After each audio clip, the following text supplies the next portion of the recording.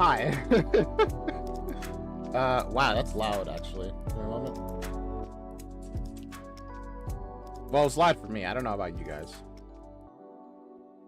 Hi, Rory. Hi, Saint. Hi, Mika. Welcome to the stream. As always. It's nice to see you guys here. Let's see. What are we... Okay. So. Why do I keep forgetting to turn on the lights? What are we reacting to today? 1984, apparently.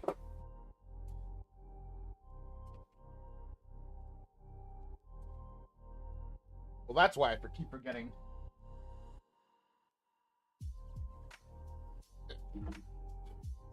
Okay, we're good. 1984. What is that? It's a classic novel. How are we reacting to it? I'm not entirely sure yet, to be honest with you. I'm pretty sure this was recommended by Rory, right? We're watching the play. Where you put it in long vids. I was literally about to ask, where can I find it?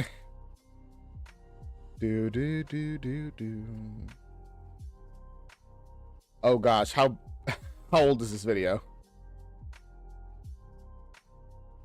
I actually, it's literally not here, Rory.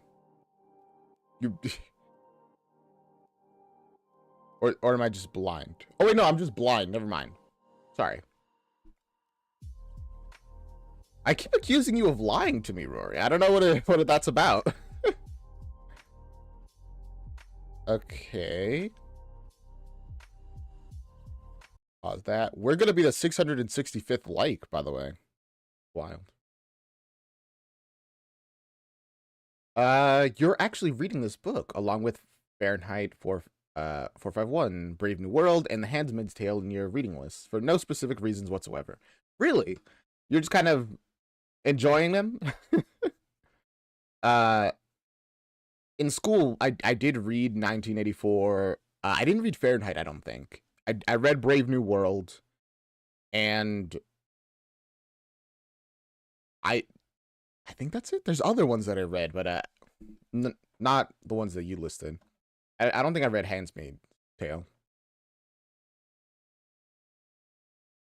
1984 is your favorite book, Rory? That's very odd to me.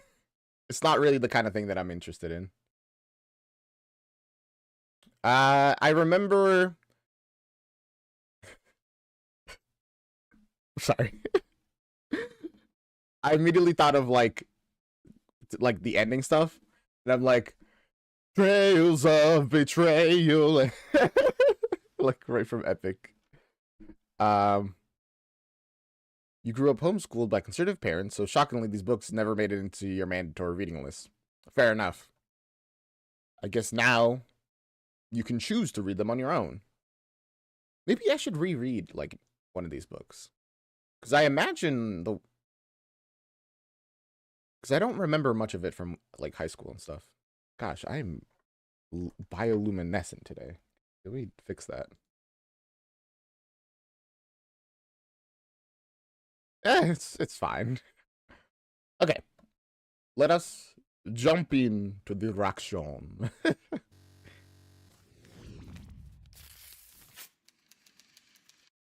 All right. Everything set, and let's go. I do not want to live in a world where everything I do and say is recorded. That is not something I am willing to support or live under. Edward Snowden. Well, I mean, that's the world we currently live in. Although they do try to make you forget about it. Remember, your phones, like OK Google and all that kind of stuff. Sorry if I activated it for you. They're always listening to you. They just don't respond to you normally. Unless, you know, a certain code word is said. Like OK Google. Or Hey Siri.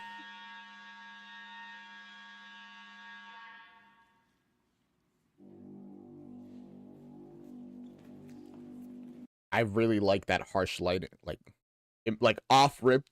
That's kind of like one of the things that I always think about immediately when it comes to like this dystopian settings. Damn, good. Mika's being smart.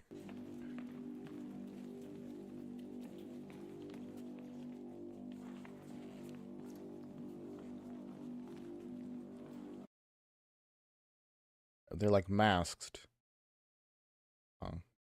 Like the secret police, potentially?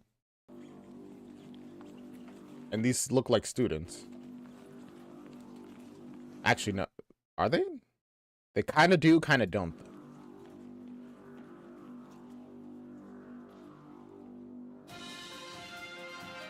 Ingsoc. They really got the classic news reporter sound. I mean, of course they do.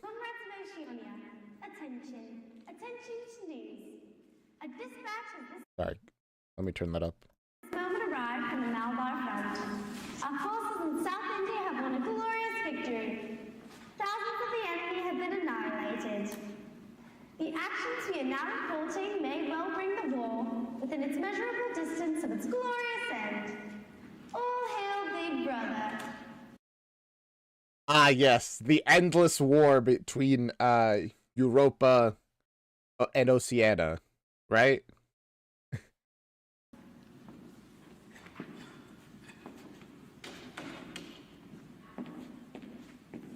Good morning, Carl. Oh, they really just have Big Brother's eyes looking down on you. Comrade? Yes, Comrade Parsons. Good morning. Hello, comrades. No subtitles, by the way. What is the news this morning? The usual. Another victory for our army in India. Then the war should be over soon. That's good. Very good. So that's the usual news. So they're always winning battles in India. And yet, how long has this war been going on for? Long enough now.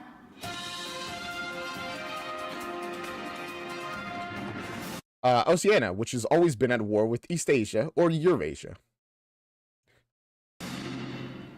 Attention, comrades. Hi. This morning, 3 spies confessed to being members of the Goldstein Brotherhood of Traitors. This afternoon at 1700 hours, they will be hanged in Victory Square. All party members are invited to attend. Heck yeah! Executions!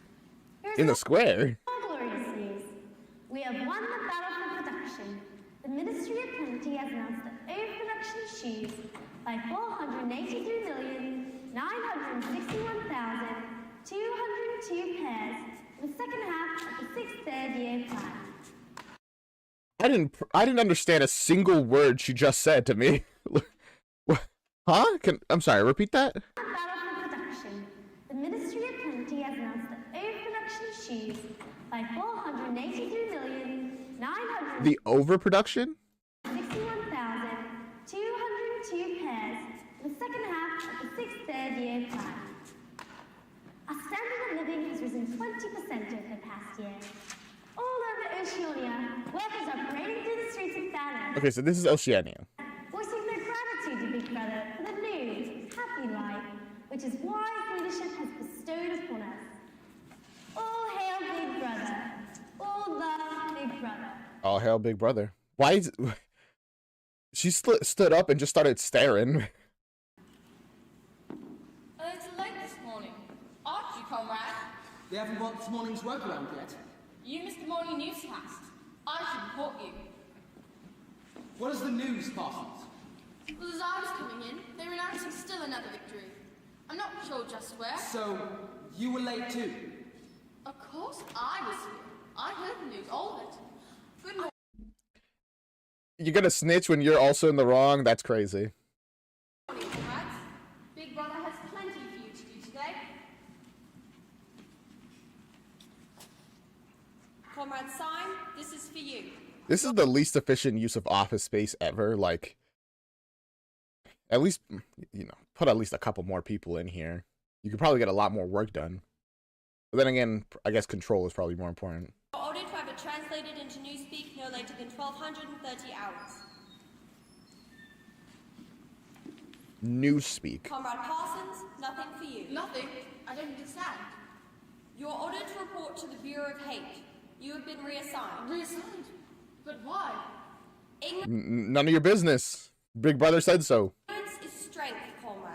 Don't ask me why. Ask the thought police. Damn.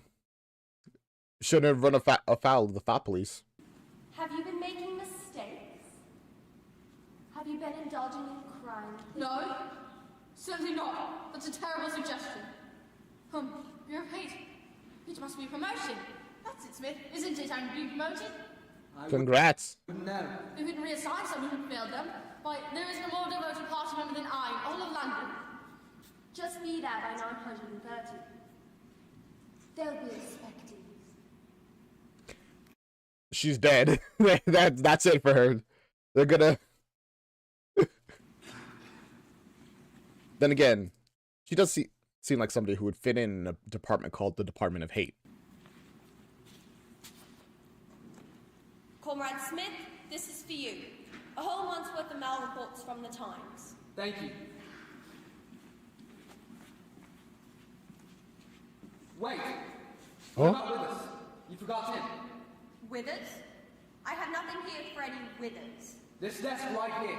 The man has been working with us for the past month. What are you talking about? There has never been a Withers, and if you imply otherwise again, the thought police will get you. Bob Withers. There's no such name on my route list. Good morning, comrades.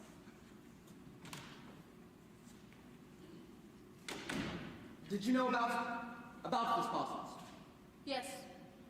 But what? Let's not talk about it, all right? He's not here. That's all we need to know. Then he was... Really, it's none of your business. Yes. Okay, so definitely killed him. Attention. Attention all comrades under the age of 60. We're just constantly getting Ingsoc news. Calisthenics. Out of the seats and onto your feet. Calisthenics. Oh, Good morning, comrades. First, we'll start with our deep breathing exercises. all right. Hands raised slowly over your heads to inhale. Lower them slowly as you exhale. I'll follow along. Let's see how it goes. Now, by the numbers. 1, 2, 1, 2. Keep it up. 1, 2. There. Doesn't that make you feel better? Honestly, a little bit. 1, 2. Oh, it's good to breathe a fine, clean air of ocean on you. 1, 2. 1. Not that much. He doesn't seem that interested in it. Come on, this is for your health, man. Gotta keep those shoulders limber, you know? Not like the old days, is it, comrades? Before the revolution, children went to work in factories. Men died of tuberculosis before they were 30. Keep it up, comrades. Damn. 1. You know, it's probably a really good strategy to just be like, man, guys, remember, it was literally hell before. It was literally 1983. 2. 1, 2. All rest. They're all getting tired of it. They're like, Exercise periods are we done? Goodness. cut short this morning. They have to be ready for the 2-minute hate. Oh, it was gonna be longer than that. What about people who have disabilities and health problems? What do you think? Rory, in literally 1984 Oceania, what do you think is done to them, huh? All ready? Last exercise. Hands on hips. Touch your toes with the fingertips and dig their knees. All ready? Damn. I'd have to actually get up. Your asthma would be done. So, well, here's the thing. An important thing to remember. Having a condition does not mean having a disability legally. Like, having asthma does not make you disabled legally, mostly. Unless it will actually, like, affect you at work. That's pretty much the standard. Like, does this make it harder for you to work? Yes. Okay, now it's a disability. No? Bro, who cares? if your asthma is bad enough that, like, any amount of hard labor, you know, can requires you to, like, get your pump, that's understandable. That would definitely be a disability. And I don't, what is POTS? That sounds very familiar, but I don't know. Oh, okay. Yeah, no, that would be rough for these exercises. 1, 2. 1, 2. I'm not getting up. Down, up, down. You're just gonna up. have to take this. Those knees. 1, My knees are literally so bent 1, 2. because I'm sitting. You, Smith, Whew. number 6079, Comrade Winston Smith. You can do better than that. Your hands are bad to your knees. Oh gosh. They actually are watching you. You're not trying. Now, for Oceania, for Big Brother, Smith, make the effort. 1, 2. It's like, I'm sorry, you're right. Let's see you do it. 1, 2. That's better. Almost. It's fine, no. See, that's what happens when you don't do your stretches. If you don't do it like every day, eventually doing just one will do that to your back. That'll be all for this morning. Back to you, see you tomorrow. Rory, do you have back problems because you have back problems? Or is it because you don't stretch enough? Believe me, I had back problems for a very long time, and then I started doing stretches, and I realized, damn, I'm not old. I literally just need to move my spine a little bit, get some fleshing in there. Are you alright? Of course I'm alright. You hell. I'm naturally pale. I just Bro, I think you, like, actually hurt yourself. thought Well, you... don't! It's time to get back to work anyway. Victory coffee! Victory coffee, comrade! Big Brother's compliments! It's time for your morning stimulation! Drink your coffee, comrade, and praise the bounty of Big Brother! Have you heard about the thing you take this morning? I'm told it's something special. Something plus good. Double plus good. It's always Super good. something special. We need something special. It's yeah, he's tired of this life already. Like he's been, I mean, I guess this might have been his entire life. They keep telling you today's a special day and it's the same day. But that's what's special about it. It keeps us interested in the war. That's right, Smith. You who don't have the privilege of fighting on the front lines must fight the best we can here at home. What is the hate today? I hear it's going to be Goldstein himself. Isn't that exciting? Damn, they got him. Whoever Goldstein is. Double plus exciting. I can hardly wait. Well, drink up. Next coffee period at 1100 hours, comrades. Get your refills fixed. I can't tell if some people are like coping with this life better or if they're just much better at hiding their dissatisfaction. The plus and double plus thing is an example of newspeak. What does it mean? Plus, double plus. It's just extra good, right?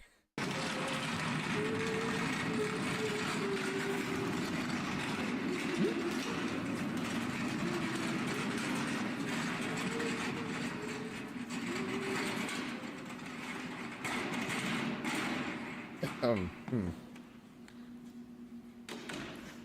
back to work, I guess. Stuff gets worse every day. Can hardly drink it. That which is on quite big, comrade. Really, it is quite good. You don't have to look at Big Brother while complimenting him. I'm sure they're watching either way. All right. I always feel much better after my good coffee. Calm me, you know. The more it is about things. I can see why she's getting transferred. Well, transferred. What would they put in this stuff? I say, Smith, do you know what they put in our coffee? Probably coffee. I wouldn't know. I never drink it anyway. Whatever it is, I'm Sure it isn't coffee. Maybe the coffee is drugged to keep them like compliant. Because here we have the person who drinks it all the time and is fully happy with their life. Well, at least claims to be. Then we have a person who drinks some coffee and is questioning, but not, you know, really against it. Then the person that never drinks it, who has been quite noticeably, like, skeptical of everything.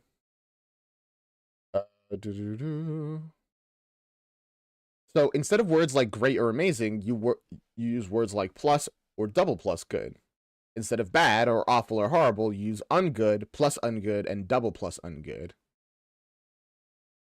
Oh, okay. So it's like internet TikTok speak. Instead of saying suicide, you say like, what is it? Like game end yourself or something. You know, you use the very goofy language for when talking about extremely serious things. I understand. It literally is like 1984. You're finding fault with Big Brother. That's trifling. I better report you to the Thought Police. Is that the Thought Police? And basically, it's a new form of language created by the inner party to try and dumb down the thoughts of the lower classes to discourage free thinking. Honestly, that probably works, unfortunately. Because the thing is, language is so much more fundamental than a lot of people think about, and it really like sets the way you think, like the language you use. I think I've mentioned this example before, but there's one language, I forget, like, what it is. But because of the way the language works, you are always, like, it essentially lets them know where they are in the world, like, north, south, east, or west, like, what they're facing. And there's also, you know, languages about words. Thank you. You've simplified it so much easier. Words have meaning. You dumb down the word. You dumb down the meaning. That's it. It's powerful. Attention for a member of the inner party. This is Conrad O'Brien. He is Smith, sir. That one. Number 6079. Thank you. Turn the screen down. Rut-row. Do you mean to turn it off? Of course not. Just turn the volume down. Yes, sir.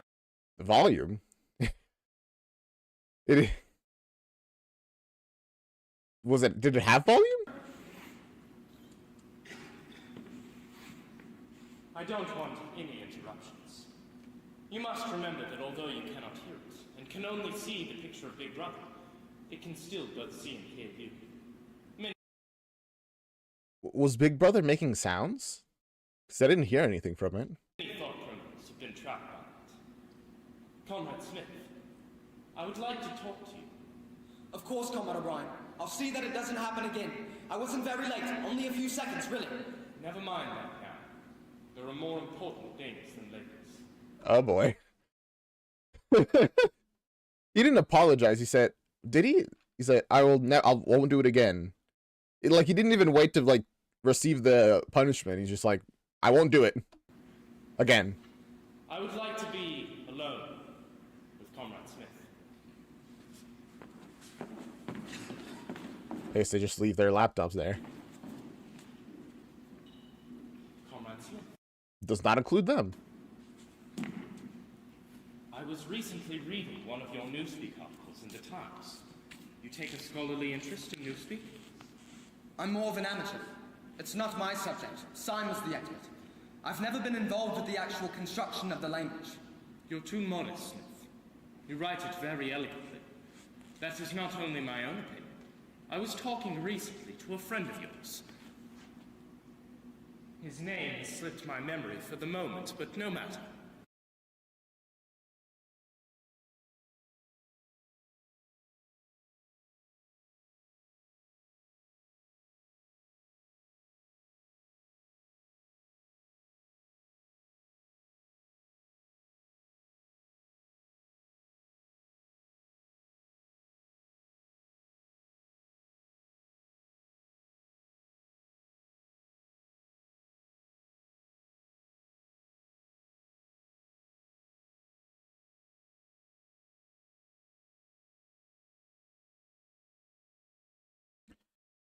Thank you, Rory.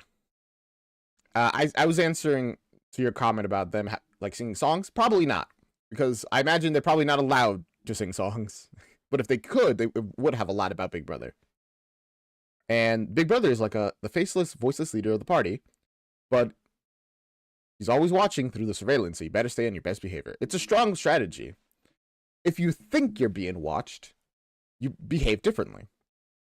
And if you always think you're being watched, you will always behave differently. This is Comrade Julia. Huh? She is to take the place of Bob. The vacant place next to you.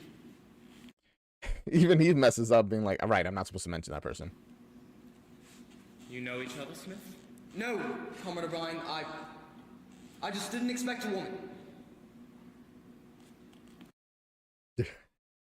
Why not? Wasn't the other person a woman? She's young, but she's worked here at the Ministry of Truth for 3 years now, in the fiction department. We of the inner party have watched her work closely. Oh, they do sing songs. Interesting. And believe she's capable of a more serious job. Yes, of course, Comrade O'Brien. Teacher. Why are you telling Smith about it? Oh, okay. There we go. We literally just got to it. Answer her questions. You are fully capable of that, Smith. More so than you realize, perhaps. Yes, Comrade O'Brien. Thank you, Comrade O'Brien. Good morning, comrades.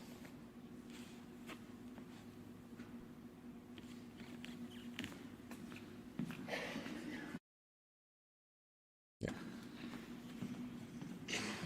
For a split second, I thought he like had the wrong arm up. Every kind of media is created by the inner party as to keep people from thinking things they don't want them to think. Man, it really is sounding like modern day.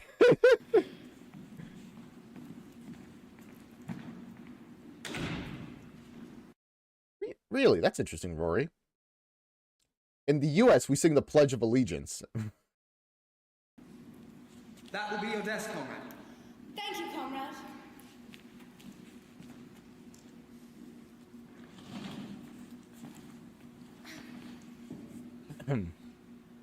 Why are you here, Comrade? Comrade O'Brien told you. I heard him. He said the inner party thinks you are capable. That must be why they reassigned me. But why here? You aren't suitable for this job. I'm a loyal party member. That's not what I meant. Why aren't you suitable for the job? I've seen you before, Comrade. And I've seen you. What of it? We both Oh, okay, so they do recognize each other. Hi, Mr. Spy. work in the same building. But we don't live in the same building. I've seen you on the street outside my apartment. Why? I'm not here to be cross-examined, comrade. I'm here to do a job. I beg your pardon. I'll be glad to answer any questions, Comrade. Thank you. So are the other two just gone? Are they gonna come back or nah? I'm doing pretty good, Spy. Thanks for asking. Very chillin'. Yeah, this book. It is tragic that life is becoming more and more like this, but they're doing a very good job at making you not realize it. Whose place am I taking? That's Newspeak, I guess. Bob Wilkes. I mean no one's place. You are taking no one's place. Who you... He's not great at this. Oh, I got a phone call. I will be right back.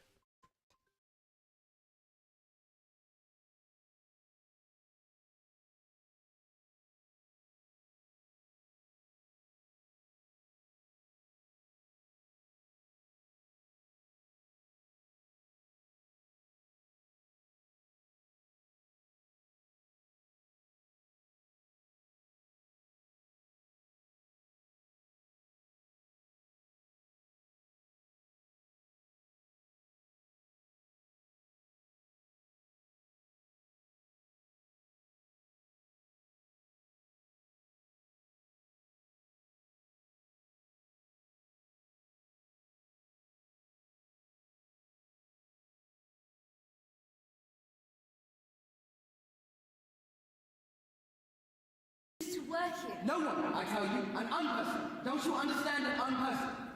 Unperson? No. No, I don't understand. Aren't you Sorry, it was just my mom calling me. about food. Damn, you entered in. You're immediately being rebellious. Familiar with Newspeak and old? A few words. Krantthink, Daxpeak, Goodthink. Minishwano means the Ministry of Truth. Pros means the workers, the proletariat. They aren't really human. Child hero means a child who's a member of the Children's Spies Organization, who has turned in a member of his own family for thought crime. But I've never heard of an unperson. That was a lot of massive terms. I feel like we gotta rewind and really take those in. Because of this book's political themes, it was banned in some countries because of course, in 1948, there was still a lot of communism. People think that Orwell might have gotten killed by communists because he did that the same year, but it was just theory, of course. Womp womp. Thought crime, but organization human. Okay, let's hear. Child hero. Pros mean Krantthink, Daxpeak. Aren't you familiar with Newspeak and old? A few words.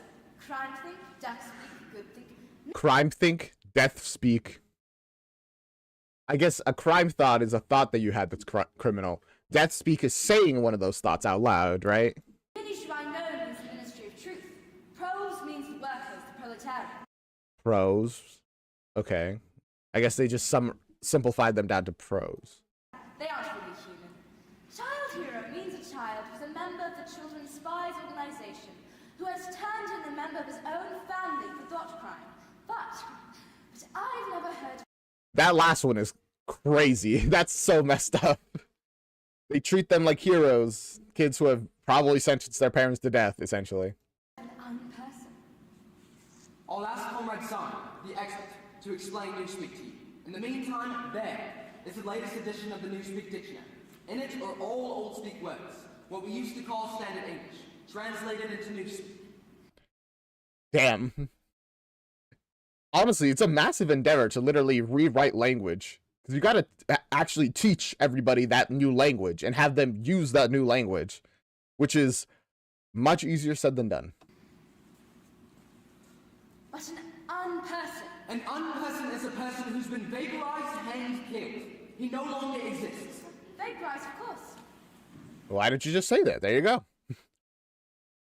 That's horrible. Just erased from the history books. And every record.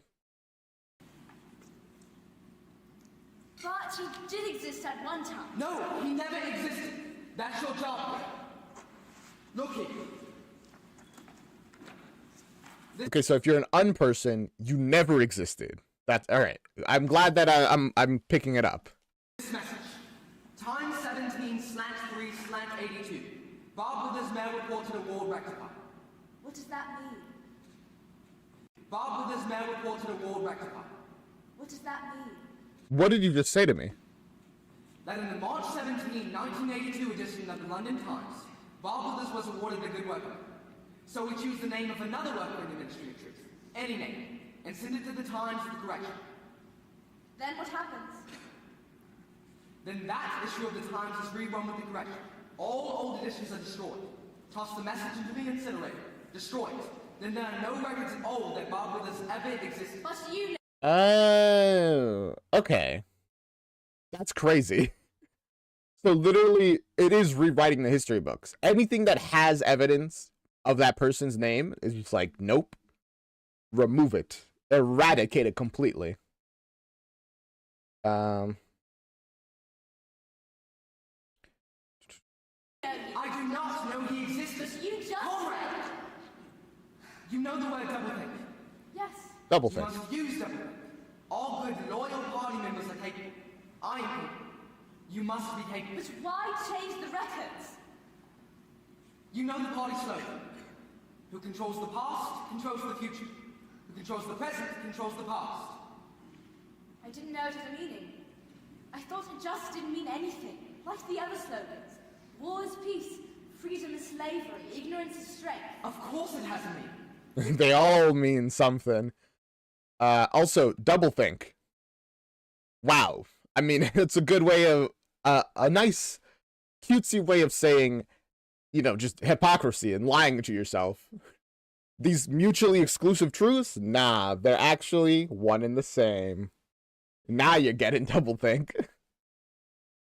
It's our job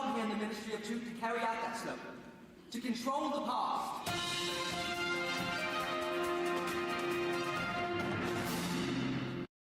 Also, this is making me think of that one like thought experiment, which is, what was it? Oh, the universe was made last Thursday, which essentially means that everything that exists in this moment was created last Thursday. Before that, nothing existed. The entire universe and everything that is as it is right now was created last Thursday. All your brains, the atoms were placed in the perfect position to make you think the past existed.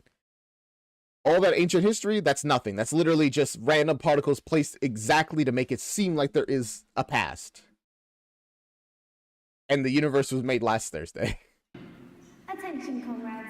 Attention for the 2-minute tape. I feel like we're going to see her face so many times. The 2-minute tape is about to begin. It's hate time, Winston. Yes, I know.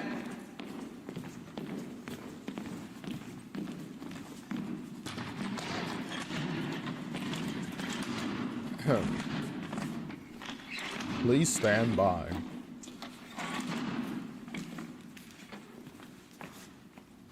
Where do we go? Here.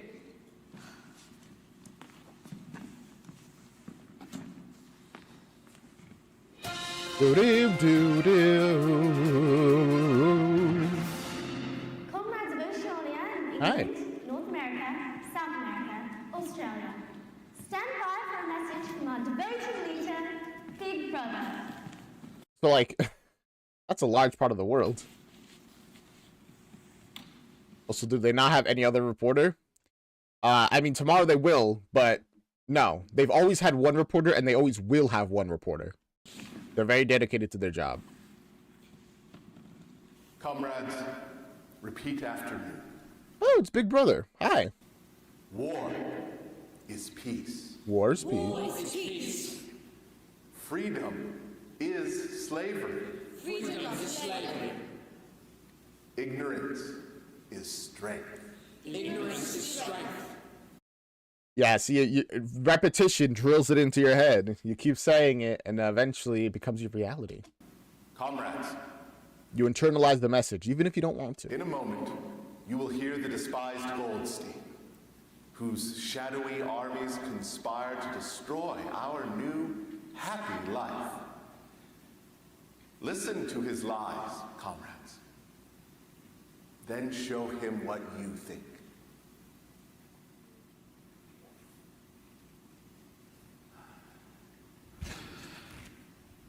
Hey, Goldstein. Friends, countrymen of Oceania, I am Emmanuel Goldstein, your ex-leader and still your friend. I am still working for your liberty, your freedom, your hope.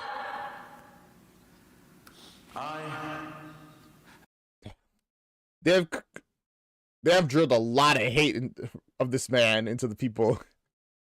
am no traitor. In the past, I was one of the leaders of your revolution. Today, I am in hiding, sometimes in exile, but eternally working for your liberation. Big Brother is false to you. Yeah. It's interesting that they choose to show this video to people.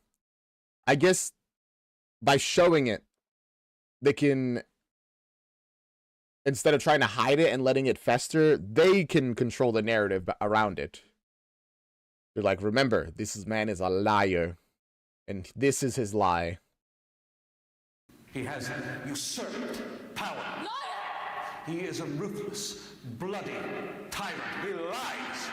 He talks to you of a new, happy life while he starves your bodies and buries your souls.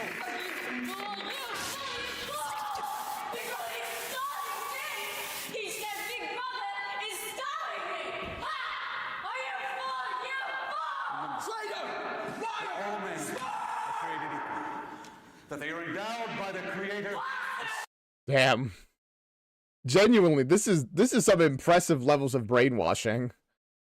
Certain Among these are life, liberty, and the pursuit of happiness. Remember. And honestly, it's kind of impressive that they've managed to have these things that we would consider like good be attached to a man that everyone hates, and therefore his ideals are in turn hated. Remember the past. Cast off your chains. Free yourselves. Down with Big Brother. Down with Big Brother. Down with Big Brother. You broke it. I couldn't help it. I couldn't help it. I hate him so. I hate him. Okay. This is political.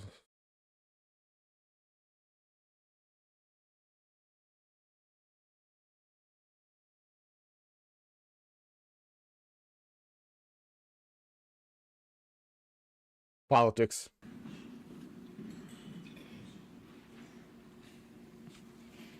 Our comrade has the right spirits, but we have been deprived of 47 seconds of our hate. We will make up for it tomorrow, comrades. Now. No, I'm just glad we're done with that. It was honestly, it was getting a bit rough just listening them scream and hate a person. Back to work. All hail Big Brother. All hail Big Brother.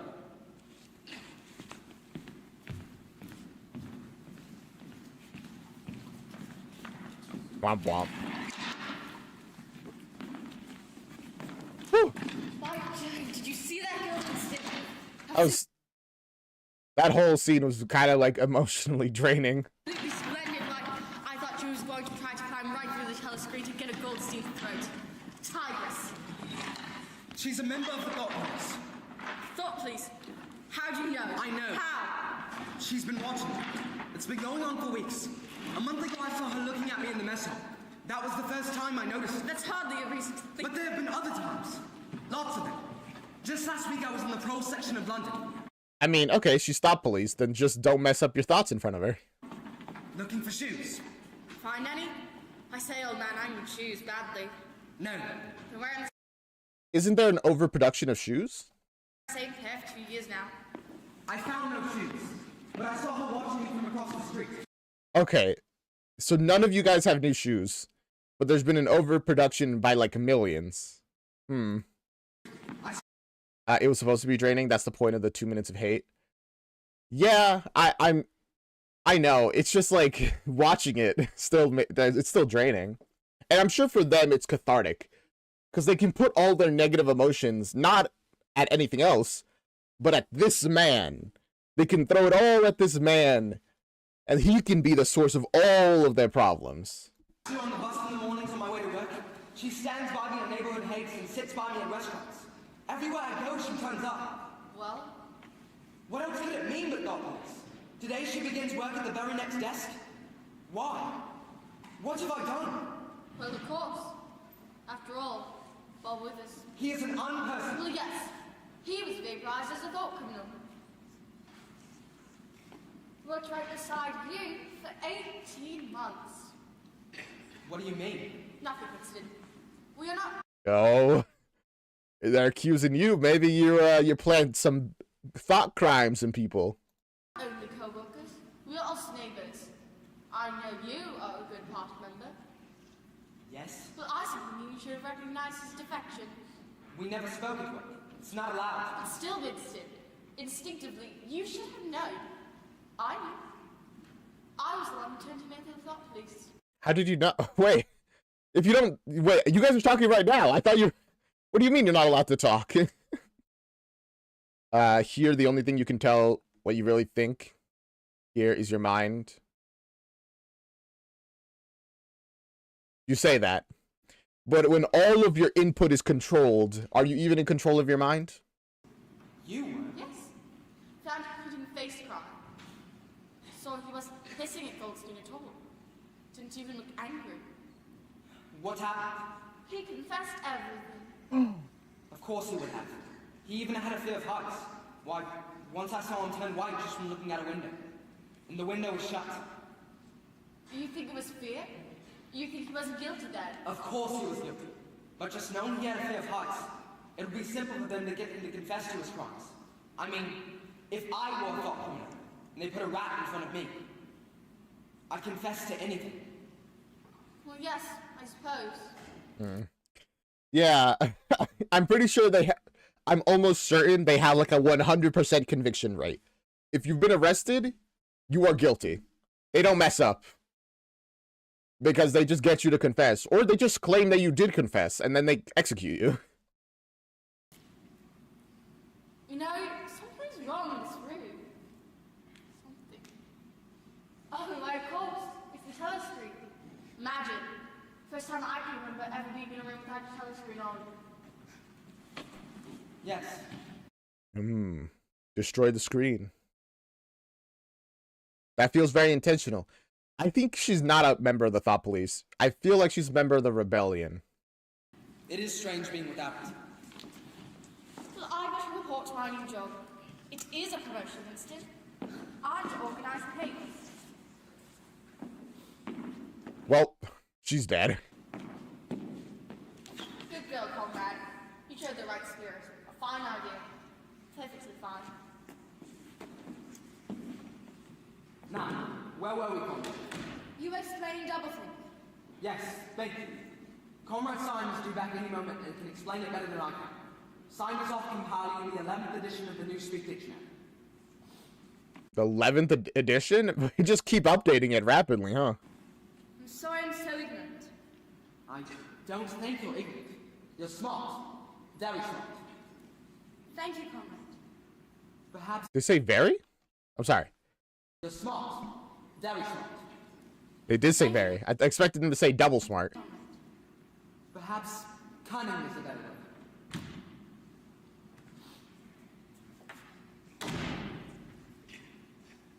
Hey there, man.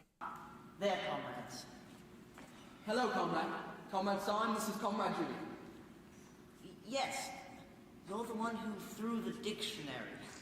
Prophetic. The right spirit, comrade. A bit hysterical. But the right spirit. But the correct attitude nonetheless. Newspeak, I would say simply, good thinkful.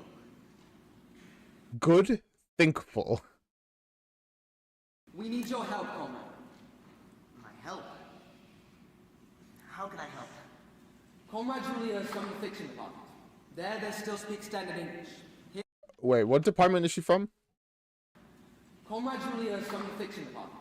There, Fiction department. they still speak standard English. Here, of course, she must understand Newspeak. She does not.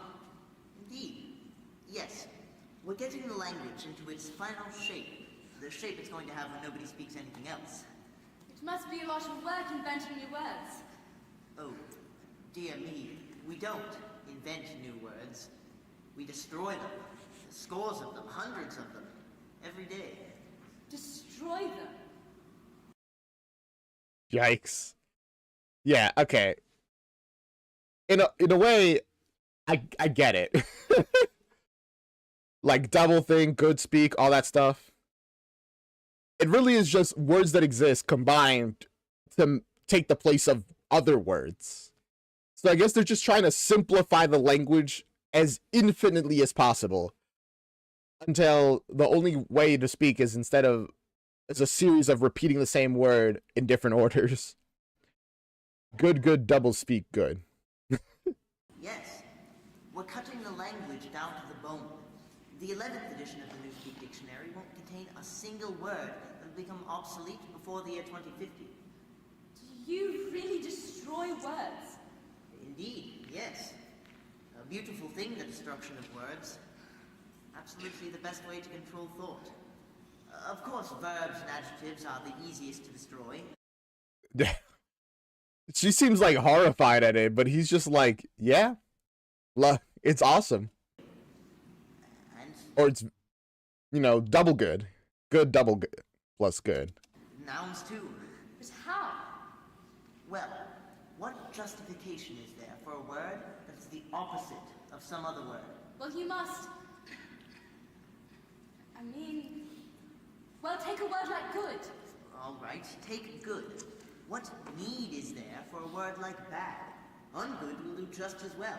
Better, in fact, because it is an exact opposite. How about better? Best. How's that? Good, better, best. We simply say plus good, or double plus good. Simple, isn't it? In the end, the whole notion of good and bad will be covered actually by one word. See the beauty of it? I see the meaning behind it. Because when you simplify language like that, it takes a lot of the punch out of it, you know? The seriousness of it.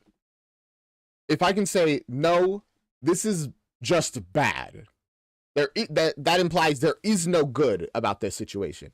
If I say ungood, well, I mean, it's not great, but it's not the worst. It's like good, you know? Am I making any sense here? I understand their reasoning behind removing, like, the opposites of words. It makes things less serious, essentially. Of course, it was Big Brother's idea originally. You make it sound as though the language will eventually be cut, so it will be difficult to think at all. Exactly. That's the point. Defeat Goldstein that way. Newspeak is the only language whose vocabulary gets smaller every year. Why? The whole aim of Newspeak is to narrow the range of thought. But how does that stop Goldstein or have any effect on thought crime? Because in the end, it will make thought crime literally impossible. For there will be no words to express it. No words? Yeah, I mean, there you go. You can't think of something if you don't have a word for it. Literally, not having a word for something actually makes it harder to think about stuff. Like, if you know the name of various color, like shades of a color, you can pick out those shades better because you know the actual name. Language is so fundamental to how you think. For instance, take that gibberish of Goldstein's about all men being created equal and so forth. That would be impossible to render into Newspeak. Why, literally the closest you could come would be one word. Crime thing. You understand that, don't you, Winston? By 2050, when everyone speaks nothing but Newspeak, not a single human being alive would understand the conversation we are now having.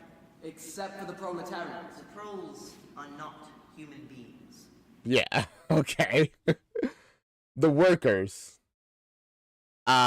Man, they're really just being like, the workers are literally subhuman. All real knowledge of Old Speak will be destroyed by the year 2050, including literature. Chaucer, Shakespeare, Milton, all will exist only in Newspeak. I'm working on that now. He's so proud of it. He doesn't see anything wrong with what he's saying. The meanings. The meanings, that will be changed into something quite different. But why? Orthodoxy. Orthodoxy? Why, there'll be no thought at all as we understand it now.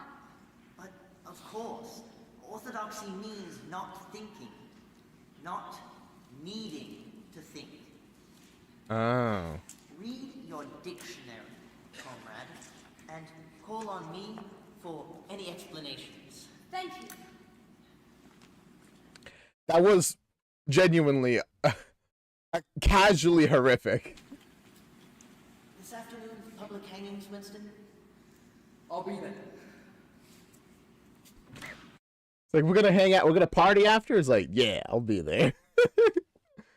Also, this was 5 years before the release of the unrelated Belgian techno anthem, Pump Up the Jam. Good to know.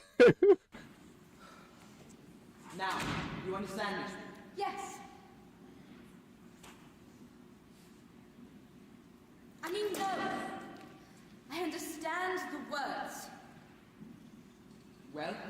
The why. I don't understand why. That sounds like crime think. Why do you gotta know the why, huh? Well? I can't explain it. I should never have been given this job. What do you want to be explained? The why. Nothing adds up. It's like saying that 2 plus 2 make 5. And if 2 plus 2 do make 5? Do you really believe that? You want me to commit a thought crime, don't you? A speak crime, so you can report me. Do you think I'm a complete fool? I already know you're a member of the Thought Police. No.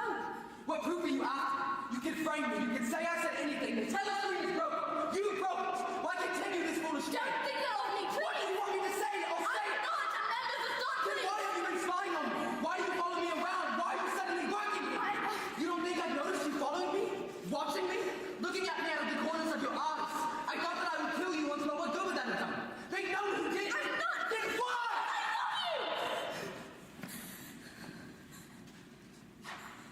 What is all this?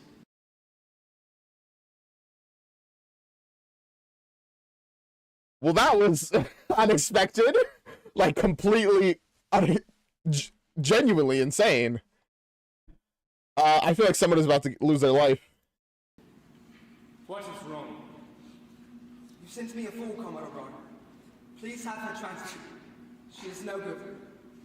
You mean that Comrade Julia is not a good partner? No, Comrade O'Brien. She's a devoted member of the party, but she makes mistakes. She's made the same mistake in punctuation 3 times. Comrade Smith, what I'm about to say cannot be said in newspeak. But Uh-oh. some words of old speak I still like to use. I mean, I guess it's his right as like the head of this department to use old speak, huh? Instead of wrath, try a little gentleness, a little kindness. I believe then that Comrade Julie will learn. You can't say that in newspeak? Bro. That's insane. And that's the language they want us to use? You can't convey even like a basic thing like this in newspeak?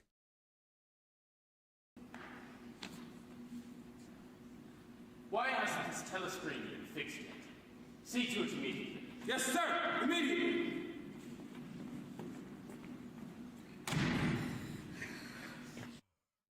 Okay, guys, calm down now. You saved my life. You're beautiful. That's a crazy follow-up. I would be like, oh, was it because of just in this moment he covered for why they were screaming and stuff and that saved her life? I'd be like, what do you mean? You lied to him. You're so small. Like a child. You protected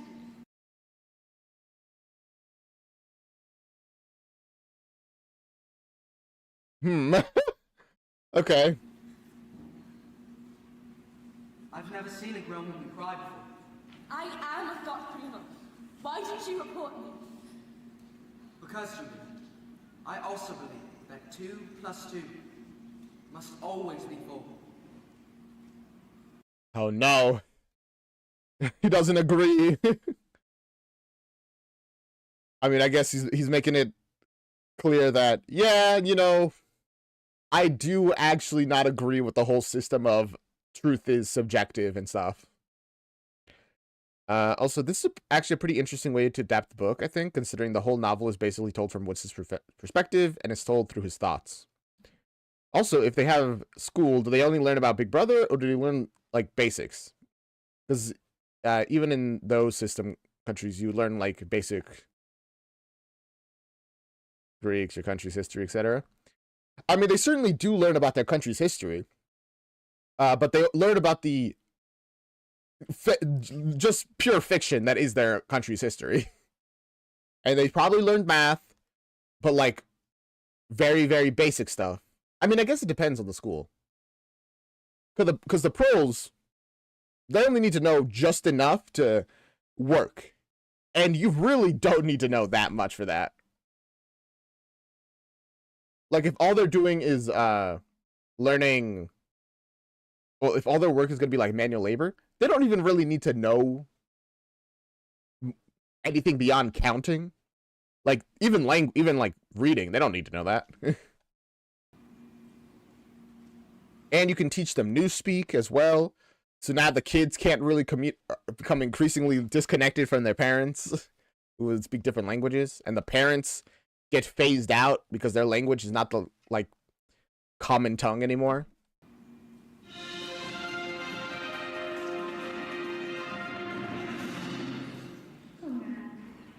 Are you me? Yes, you. Sitting there. You are capable, you know. But you say, how could this be? You say you love the party, that you worship each other. How can you be a thought criminal? How can you be a thought criminal? You? There are agents of Goldstein everywhere. They are lurking, waiting to poison your minds. But there is one way to stop them. To make yourself immune to their lies and treasons. And that, comrades, is by using Crime Stop. Crime Stop is committed to Crime Stop. Okay. Also, is this your room? You got, like, nothing here. thinking. Practice Crime Stop and you can never be guilty of thought crimes. But these agents of Goldstein who are trying to destroy our new happy life. What of them? Well, they could be the ones who work next to you. Perhaps even your next door neighbor.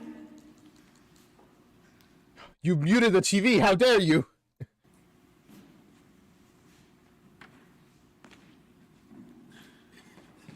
What are you doing here? I had to come. Right in the view of the telescreen, Julian. You know we agreed never to be seen together. You can't watch everybody all the time, can you? I don't know. If they can, if they saw you come in, we'll know it's soon enough. Darling, I had to come. It will be death for us both if they catch you. How are children made in this universe? If you're essentially not supposed to, like, be like, develop a relationship with anybody. It seems like, at least. So, like, how? Look that way, please. I know it is a gamble. Please don't be angry. Kiss me. Please. Julian, what if someone saw you in the hallway? Everyone is listening to the propaganda. I'm not stupid, mister. I take risks, yes, but they are calculated risks. Oh, you guys are doomed. Only a child, sir. Not Paulson's right. And there you go. You've been doomed. It's a child hero. Who's Parson? That's Fat Cow. She works in the next office. You've seen her. She lives right across the hall. I'm sorry. But I had such good news. I had to tell you. Then tell me quickly. You must leave before the guards close the streets. What is it? We can be married. What? We can be married. I found someone to marry us. How? Where? Whom did you find? One question at a time. Then for heaven's sake, tell me, quickly. Okay, so marriage still exists in this universe. Also great question about children. Like, they don't want the population to... I guess not. I mean, they probably don't want the educated population to have, like, children. Because those people, that's probably where most of the rebellions come from. People who can actually think about anything. Well, some of the pros still have churches. I didn't know that. They're all hidden and hard to find, but a few still exist. And you found me? And someone who can marry us? An old priest, a minister, well, I don't know exactly what he is, but he says he can marry us. When? When will he do it? Anytime. Tomorrow? No, next week sometime. I've been elected Block 10 of anti-sexually. Our meetings start tomorrow. Damn, you guys are just getting married. I mean, is that a big deal for you guys? Yeah, is that a big deal for you guys? Like, in this time? Because ultimately, in the end, you're still together, no matter what, right? Wouldn't they be surprised if they knew? We can really be married next week. Yes. It may be a trap. Winston Smith, are you trying to get out of marriage? No. I want to marry you more than I've ever wanted anything. It's I feel like he's just having very reasonable concerns about this, like, surveillance state that you live in, that about and getting caught. I feel like maybe they don't want people having kids without getting married. I guess. I assume they determine how people get, like, when and where people get married. But wouldn't this still make them criminals? Because they got married, like, in an unapproved way? I'd about given up hope. Big Brother doesn't believe in marriage. How on earth did you do it? Okay, so they don't even believe in marriage. So I don't understand how this helps.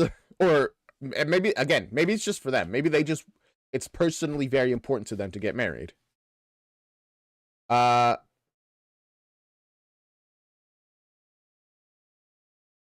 Also, in the book, the only people who have the ability to turn off the telescreens and mute the propaganda is members of the inner party. It actually shocks Winston and Julia the first time they see someone turn off a telescreen.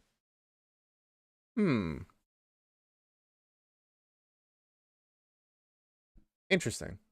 I guess it's a reasonable change in here to let them, like, turn down the volume of telescreens, because it'll be very annoying for us, the audience, to listen to them communicating with this blaring voice over it. Like, in the book, that's fine, because you can essentially ignore it by just not writing out whatever the telescreen is saying. But you know in the back of your head that the telescreen is on and it is speaking the whole time. In a thing like this, I mean, I guess you could try to balance the audios a little bit so that it's, like, constantly murmuring in the background, so there's never any true silence. But I don't know. I went to O'Brien. What? He told me who to contact. You idiot! You stupid little idiot! You killed us both! Don't say that! I've saved us! O'Brien's black suit! He's in a pot! O'Brien is a friend. He won't harm us. How can you say that? Because it's true. Who do Who's O'Brien? you think made it possible for me to work with you in the Ministry of Truth? O'Brien? Of course. But that means he's a traitor. I don't know about that. But he's very understanding. Julie, Oh, O'Brien is the one in, like, the black suit, right? Damn. Okay, cool. I guess that makes sense considering he uses old speak and he, like, admitted that. It's an understandable change. I feel like it loses some of the... Yeah, I know. Again, I agree with that. The fact that they can turn it down so they aren't constantly getting the, like, the propaganda blared into their brains, it does lose a little bit of meaning. But in some cases, I feel like this is an acceptable loss, you know? how can you be sure? He's an old friend. I've known him for years. He's always been helpful to me. You're lucky to have a friend in Anapata. Isn't it wonderful? Yes. He'll help us. But it's so dangerous. If you won't trust him, will you trust me? Of course. All right, then marry me. I want to. I love you so much. It's been terrible to work side by side and be afraid to show it. Do you think... So, they're, like, against the wall, right? Is this even out of view of the camera? Of the telescreen? Because depending on, like, the view of it, it might... The telescreen might just be, like, seeing them in the corner of their eye and they're like, do those guys think they're hiding from us? To be afraid to glance at you because of the telescreen. I know. But we must be careful. It could mean our lives. Because when we're married, we must have a place where we can be together. I have the place. I found one, Julie. It's over a junk shop down in the pro section. It's a little room. A lovely, happy little room. I've rented it. We can move in next week. Oh, Winston. Oh, good for you guys. I feel like you guys are gonna get, like, arrested by the thought police, though. Can you just make this decision? Because, like, I'm a little confused about the logic. So if you get married, then it's okay for you guys to be together. Except Big Brother doesn't believe in marriage. So, like, if you don't get married, nothing really changes. But you're gonna choose to live together. Won't you inevitably won't they inevitably find out that, oh, these two people are staying together and they have like a child or something? Criminals, traitors, execute them.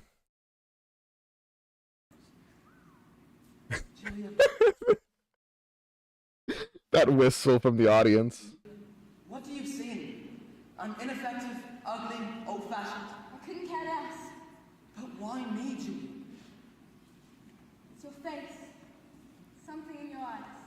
I recognize you immediately. I knew you hated the party as much as I did. Yet you can tell. One look at you. I knew. Kiss me, darling.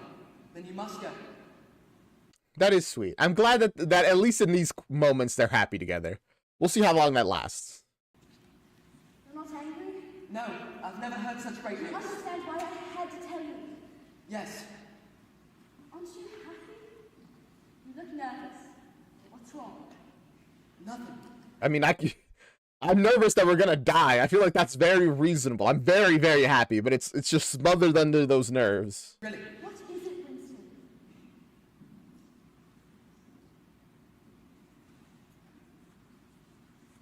Okay. The government is fine with marriage, but they set people up together for the express purpose of reproduction. They don't allow people to form relationships with themselves on the basis of love. They love each other. That makes them thought criminals. So here's the thing. If they get married, they're still thought criminals because they're like, well, because any like inner like party member can be like, wait a second. We did not approve this marriage. Why are you together? He's like, what are you going to say? Just like, I don't know. It just happened, you know? Crime. It's a picture. Who are they? They were Jones, Aronson, and Rucker, the original leaders of the revolution, along with Goldstein and Big Brother. I remember. They turned counter-revolutionists, didn't they? I read it Okay, so Big Brother was part of the revolution. That makes sense. in my history book. They confessed and the purge of 1917 were vaporized. Goldstein escaped. And only Big Brother was left. Well, it's about them. They weren't vaporized in 1970. It was 1975. They were arrested in 1970 but were allowed to go free. I saw them once in the Chestnut Tree Cafe. They were old, broken down men just drinking victory coffee. I remember seeing tears rolling down the cheeks of Rucker. I saw the man take their picture. Why are they so important? Because later on that same year they were arrested again. They'd confessed to being flown to a secret meeting place in India and been giving information to the general staff of the station. We were fighting the station. Still don't understand why you're so excited. Don't you see? The dates on this picture, and they were the same dates that I saw them in the Chestnut Tree Cafe. It means all of their confessions were lies. They weren't in India. They were here in London, in that cafe. Where did you get this? It was on my desk. Brought to me with... Do you realize how suspicious this is? It was just happened to be on your desk. Who put it there? Who do you think put it there? other pieces of paper. A mistake, sir. Why didn't you destroy it immediately? I couldn't. It's visible evidence of what's been going on. Entire history's being changed. But Winston, that's your job. I mean, of course it is. Like, why are you surprised? Yeah, like as she said, it's literally your job to rewrite history. So of course that you have evidence that history, it's physical evidence. Is that the thing that matters? What's so important about the past is the future that's important. The past has been abolished. All records have been destroyed or altered. Every book rewritten. Already we know nothing about the years before the revolution. It's my job to help falsify the past, but never before have I had visible evidence to prove it. Except for this. This! You must destroy it, Winston. You're right. But it will mean our final loss of freedom. Freedom? Freedom? What is freedom, Winston? Maybe the party is right. Maybe freedom is slavery. No! Freedom is... It's huge that you have actual physical evidence, right? What are you going to do with it? How are you going to share it? have the New York Times reprint it? They're not going to do that. The media is controlled by Big Brother. So there's nothing you can do. Yeah, they could literally just be like, he's a liar. I don't know what literal traitor. Start making videos about this guy and how he's literally the most a betrayer and yell at him, just like Goldstein. To say 2 + 2 is 4. If that is granted, all else follows. I love you, darling, but I don't understand you. Your whole hatred of the party is based on the fact that it won't let you do what you want to do. Like get married to me. And now we're going to be married. Yes. Now we're going to get into the basis of your hatred of the party. So now I don't hate anyone. Why do you hate so hard? I'm not yet certain. You must go. I better turn up the television. I mean, I feel like your hatred is pretty understandable. You hate lying. You just hate the fact that you're lying to the world and everybody.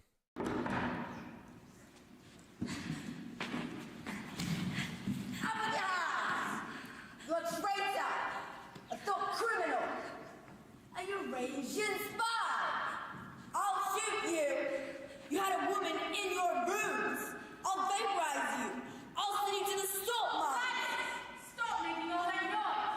You're a good spy, but you shouldn't say things like that about Conrad Smith. Even in play. Now it's time for bed. Are you playing? I'm sorry, Winston. You know how children are. Gladys is only 14, but already she knows all the words. How they teach their own spies. Jeez. Genuinely, I thought the kid was being serious. I thought it was like, oh god, you're gonna really shoot him. Were they just playing? Is that a real gun? You know, Winston, she has a toy ear trumpet so she can listen through keyholes. Only a toy, of course. Much as worse.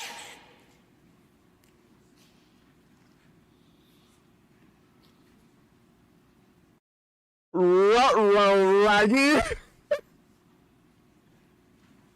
Hey.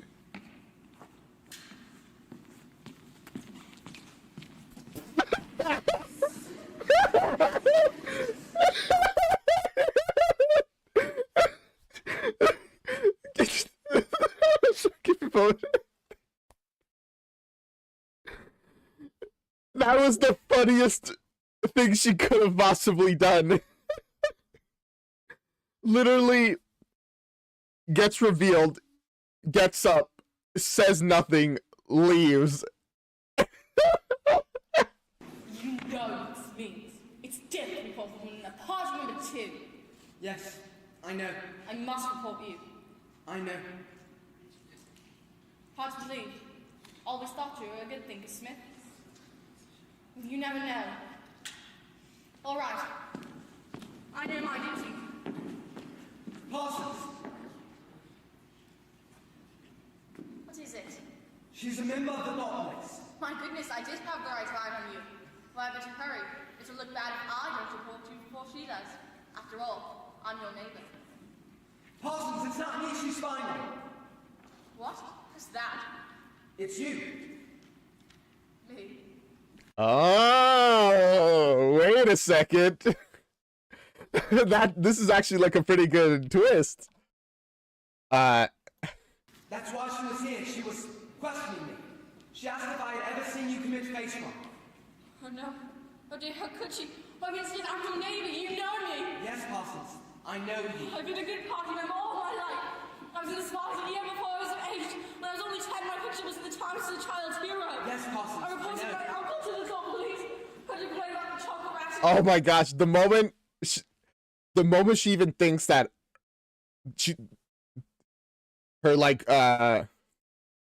that she's under like suspicion, completely breaks down. She's like, no, I've dedicated myself to the party so much. They would never. And I'm guessing this is a coping mechanism, right? She deep down knows how screwed up this all is. So she goes so hard in being like, no, actually, I love the party. I do everything for the party. All these negative feelings, they must be lies from Goldstein. Otherwise, it means my life is literally hell and there's nothing I can do about it. This is monstrous. What? Hugh, what else did you tell her, Winston? I told her you were a do-gooder, a double plus good thing, a devoted worshipper of Big Brother. Love him. I love Big Brother. I believe I convinced him, but I wouldn't speak of this, not to anyone. Oh no. No, not a word. Just be careful, Parsons. You're a good man, Smith. You better go back to your room. Propaganda hour is almost over. Yes. Thank you, Smith. Thank you, boy. I'll never forget it. And Parsons, Comrade Julia said that Gladys is making too much racket. She also asked if you would encourage her to call party members by vile names. I'll tend to Gladys Smith. That brat. I'll fix her. Whoa, damn. That was smart. I'm using her own insecurities against her, essentially. But it works. And now they won't be executed, I hope. At least not yet. Whew. Also, does that screen stay there even when people get married? Because... Oh, does that screen stay there even when people get married? Because they can see them getting freaky. Yep, they're just there. Bolted in place and party members can't move them, cover them, or, in the novel, turn them off. That is kind of... I mean, it must work to keep any, like, marriage is purely physical. And you're like, hey, we're not doing this for pleasure. We're doing this to produce a child. I don't want to do anything too freaky in front of Big Brother, you know?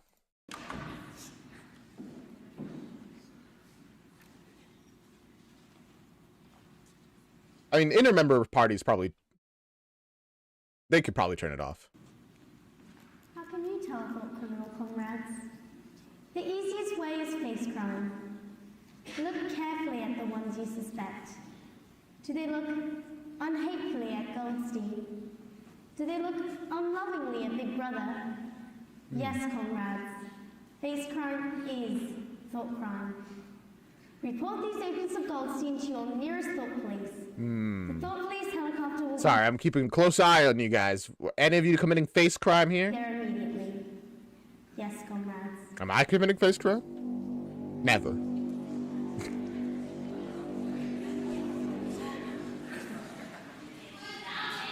Wait, what if you try to get married to someone the party chooses but fall in love? I mean, we've heard that of child heroes who report their parents to the thought police. So we know what happens, actually.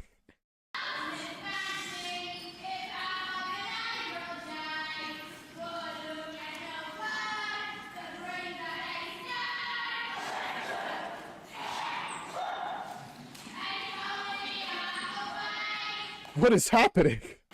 That was such a massive vibe change.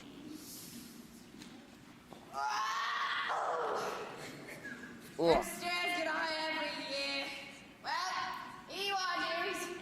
This is where me and my son used to live. Before he was killed, that is. Hope it suits you. Yeah, cool. I mean, it's... Okay, this is their apartment. Got it. The pros have considerably lower life styles. It's very nice. Quite nice, really. There ain't no other. So bistro soup. Might as well go back to where you came from. I don't know no other rooms to let.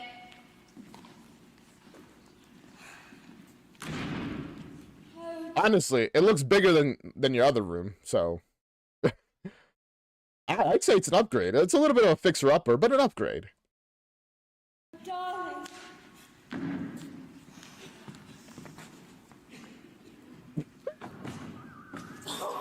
Just looked at them and like, all right. Oh, it's beautiful.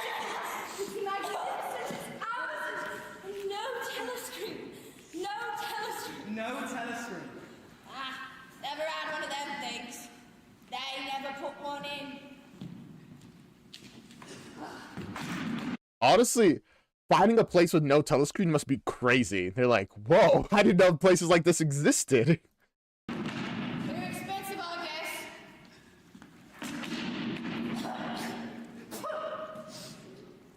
I suppose they ain't important enough somehow. See, honestly, again, it actually is looking very nice now that they're like fixing it up, just even slightly. No picture of Big Brother. No picture of Big Brother. Winston, isn't it wonderful? Maybe I could find a piece of cloth to make a curtain for that window. Evan knows you're paying enough.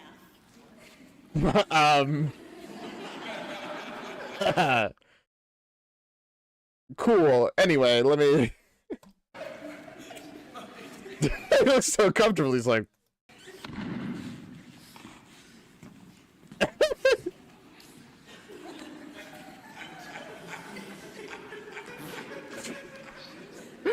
Chewing the scenery. I kind of love it.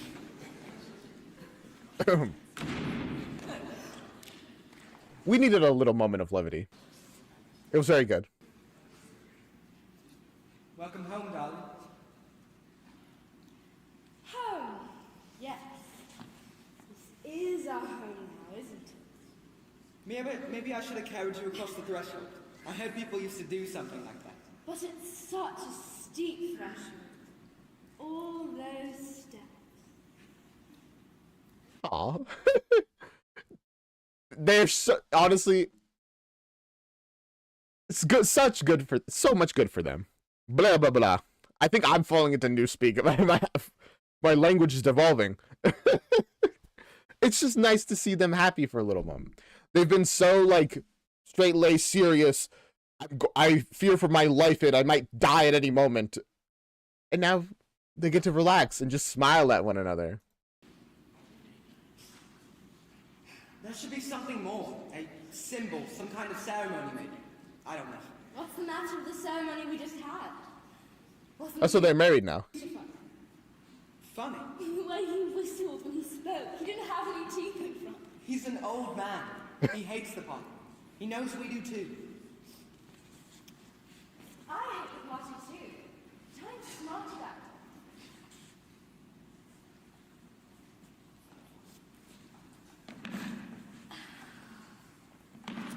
I thought she was gonna like take something out of her shoe. I always hiss the loudest at Goldstein.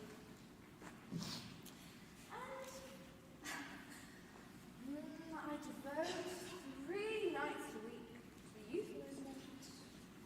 To the what?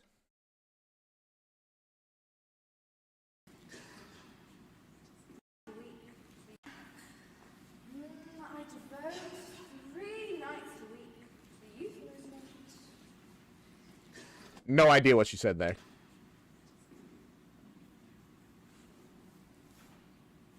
Yeah, double play's good for them. And Saturdays to the Children's Spies Organization. I always carry a flag or banner of some sort in the parades. In fact, I'm very well thought of. I mean, cool for you.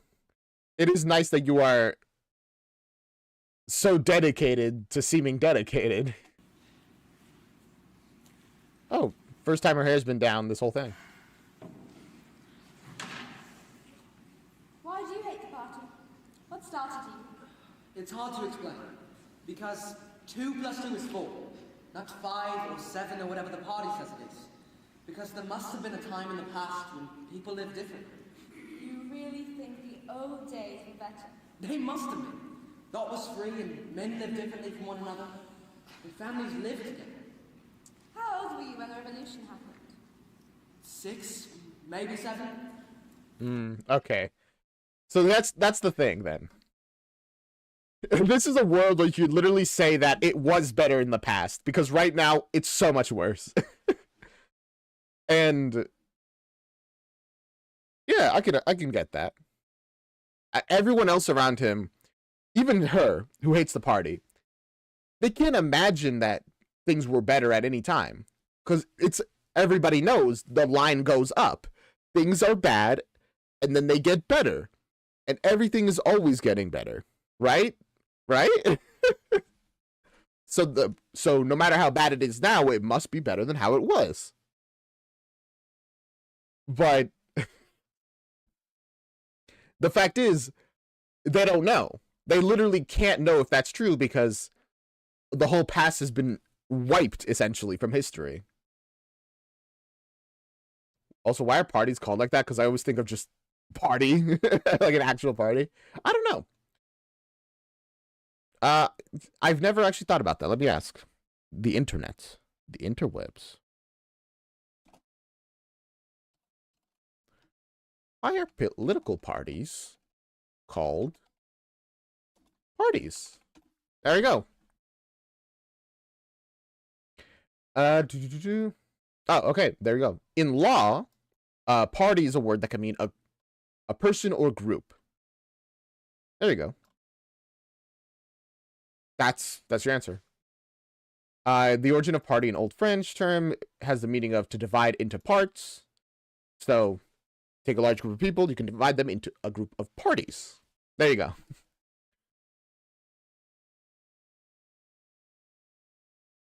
Now we know. There's a part of the book where Winston tries to talk to an older guy who remembered before the party took over. Unfortunately, the guy was so old that he wasn't all there, so Winston didn't get any straight answers from him. That's unfortunate. Can you remember? Some little insignificant things, like... Miss. What are you aiming at? Rat. Don't say that word! He's scared of rats. I'll put up the hole. Filthy thing won't be able to get back in. I hate rats. Julia! Let's go. What's wrong? You're actually trembling. I can't stand them. Not even the word. A thing happened when I was a child. I can't even bear thinking of them. I'm sorry, darling. Damn, he's really scared of rats. What happened? I suppose all of us have one thing we literally cannot stand. As for me, it's... Well, never mind. We haven't much time. Oh. I feel like we're going to learn about the thing you can't stand at like the worst moment. Like the least opportune moment. There we go. Why am I struggling so hard to speak? All this double think and newspeak is getting to me. No, we haven't much time.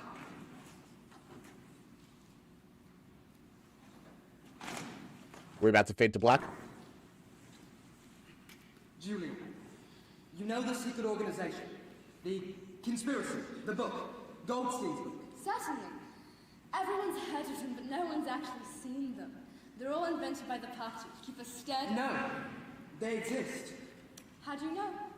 O'Brien spoke to me again yesterday at lunch. I thought you were nervous yesterday. Yeah, but listen. O'Brien, I could talk to him. Also, I just remembered. Sorry for the spoiler, but I'm pretty sure Goldstein are all grouped like created by Big Brother. So like none of that is. So not only is it not fake, it is real, but it's controlled by Big Brother. You just don't trust him. I think I do now. He congratulated me on my work. That's the third time. He even invited me to his apartment to pick up the latest edition of the Newspeak Dictionary. That means it's a conspiracy. It must. O'Brien's in a party. He didn't have to invite me to his home for something as simple as that. That's not proof of anything. Besides, he helped us get married. Would he do such a thing if he weren't a conspiracy? Don't you see, Jude? Bringing us together means he does it, and that he wants to fight back too. Don't you see that, Jude? I don't know. Doesn't seem reasonable. Helping us be together is one thing, but being a traitor is something else. After all, he's an official, a member. A member of the inner party, I know. That's See, that's the thing. Like, is he rebellious? Maybe. In this world, is there a level of what's it called? Rebellious that you can be that you would be fine. Like if they had reached this point in this universe where they're living together, but then the rest of their life they live identically, essentially. They don't change anything else about their life. They don't decide to go even further, fully rebel and all that stuff. Just try to join Goldstein. They just stay where they are. Could they live the rest of their life like that? Would they be allowed to? Makes it practical. I tell you, Julia, there's something about him. Something in his eyes, a look. He's one of us, I know. Surely you can understand that. Yes, I can understand that. That's the way I discovered you, darling. When should we go see him? So you agree that we should? Where else can we turn? That's just it. I don't know. Are you sure you went to get mixed up in this organization? If there is a conspiracy, and if you want to join, then I want to join. They could conceivably try, but there's always the risk of getting caught. I mean, yeah, of course. But just like if they did, and then they just got lucky and never really got caught, would this work? Because if they escalate, the getting caught is kind of becomes like inevitable. But if they stayed here and then were just lucky enough, could they do it? I want to be with you, darling. Agreed then. As soon as possible, I'll get in touch with Coleman O'Brien. We'll go see him together.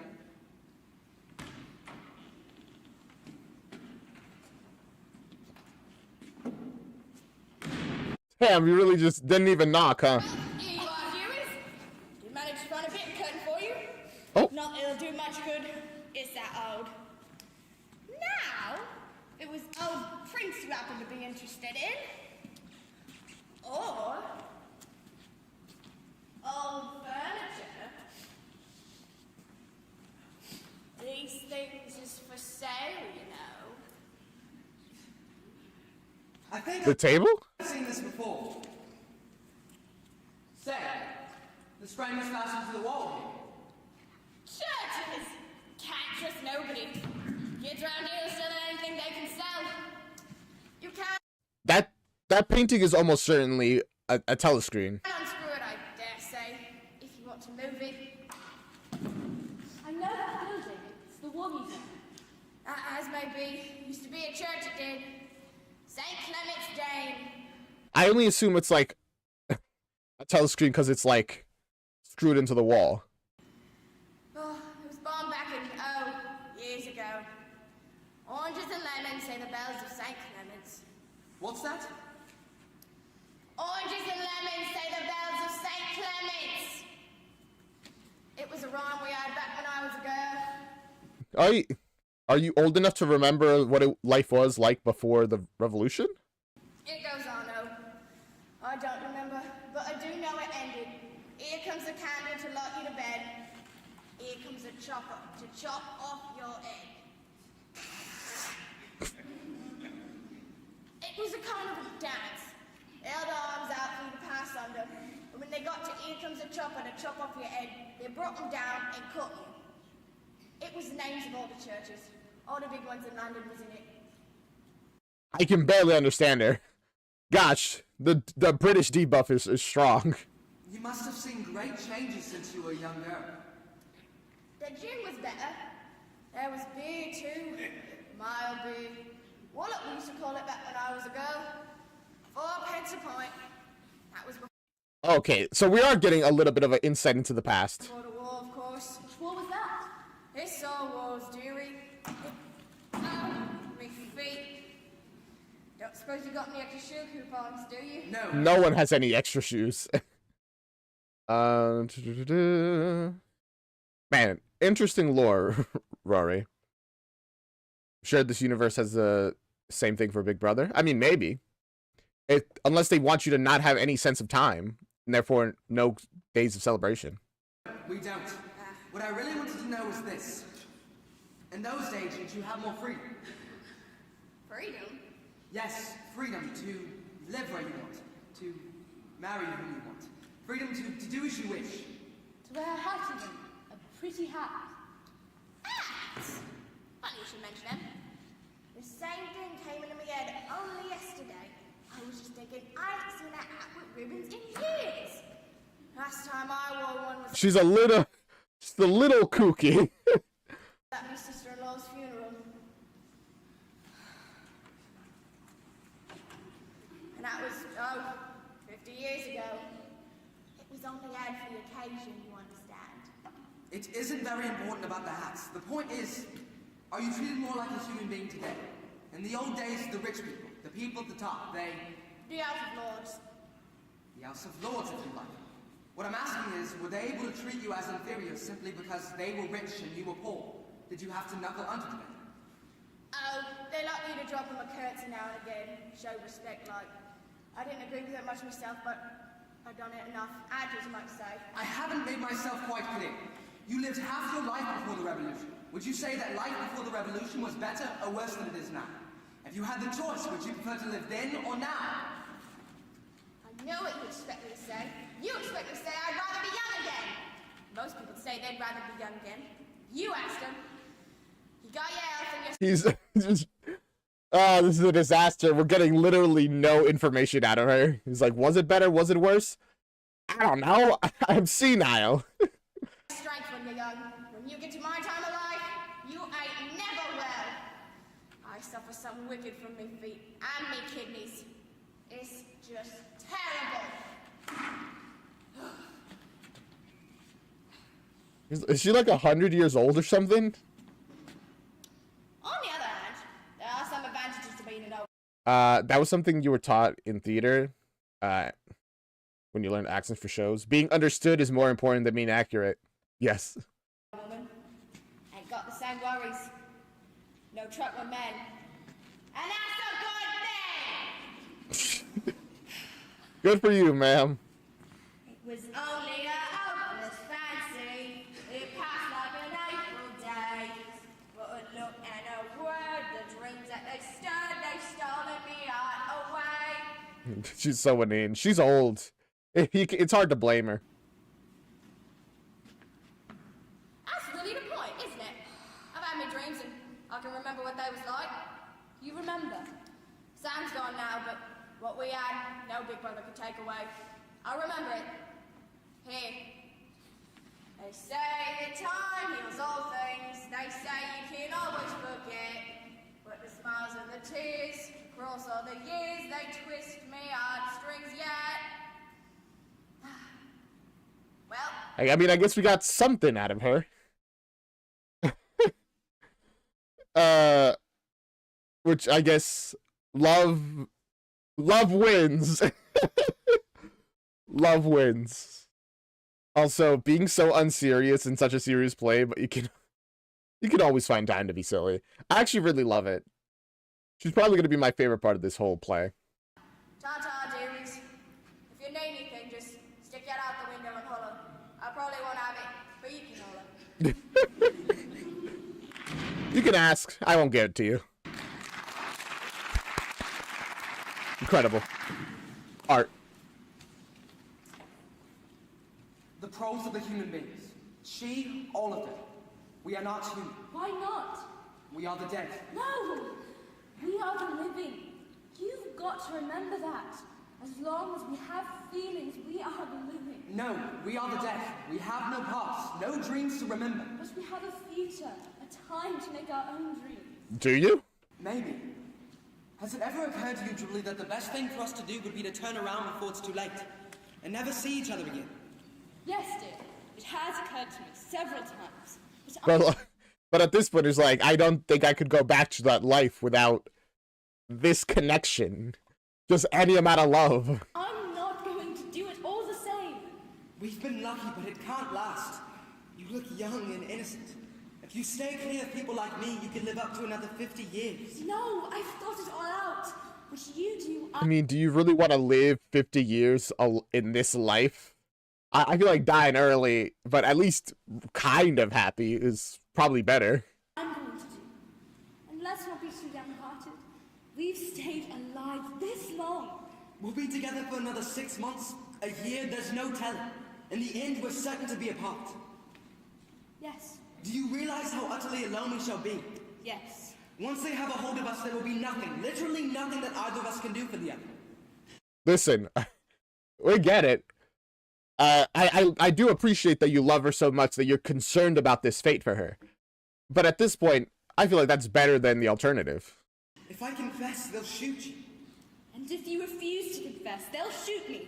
Just the same. There will be nothing that I can do or say or stop myself from saying that can save you. Neither of us will even know if the other is alive or dead. No. The one thing we mustn't do is betray one another. We must never do that. Even if it doesn't make the slightest of a difference. If you mean confessing, we'll do that soon enough. Everybody always confesses, you can't help it. Confession isn't betrayal. What you say or do doesn't matter. Only feelings matter. You were right about that, Julie. Oh. That's actually like... That's kind of beautiful. They're like, I don't care if they tell me that you betrayed me, I just won't believe them. Because it doesn't matter. As long as in my heart of hearts, I believe that you did not betray me, we're good. If they could make me stop loving you, that would be the real betrayal. They can't do that. And therefore, they have no power over you. Except for power over your life. And how happy you're going to be about being alive for a while. The one thing they can't do. Even that woman, that pro, she still remembers her Sam. They can make you say anything. But they can't make you believe it. They can't get inside you, can they? Not yet. That's quite true. They can't get inside you. If you feel that staying human is worthwhile, even when it has no result whatever, you've beaten me. Oh, darling. Darling, then we've already won. No matter what happens, we've beaten him. They have only hate, and we have love. So long as we love, we've won. I mean, I'm happy for you guys. Oh? What the? Oh? I can't pause it.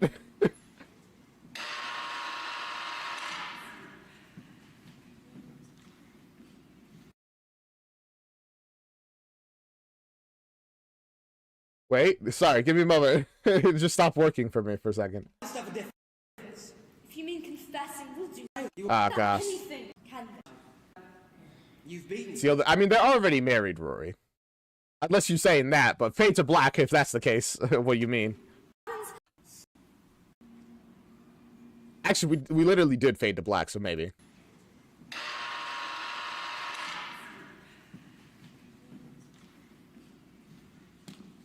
Oh, he's wearing white now. What a nice house.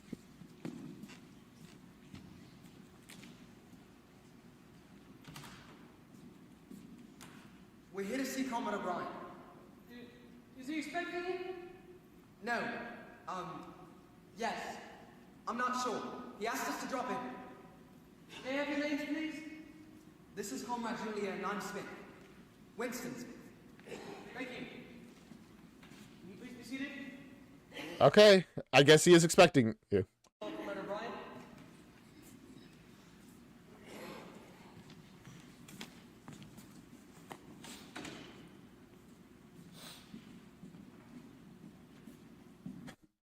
The way Big Brother's eye, like, moves around, like...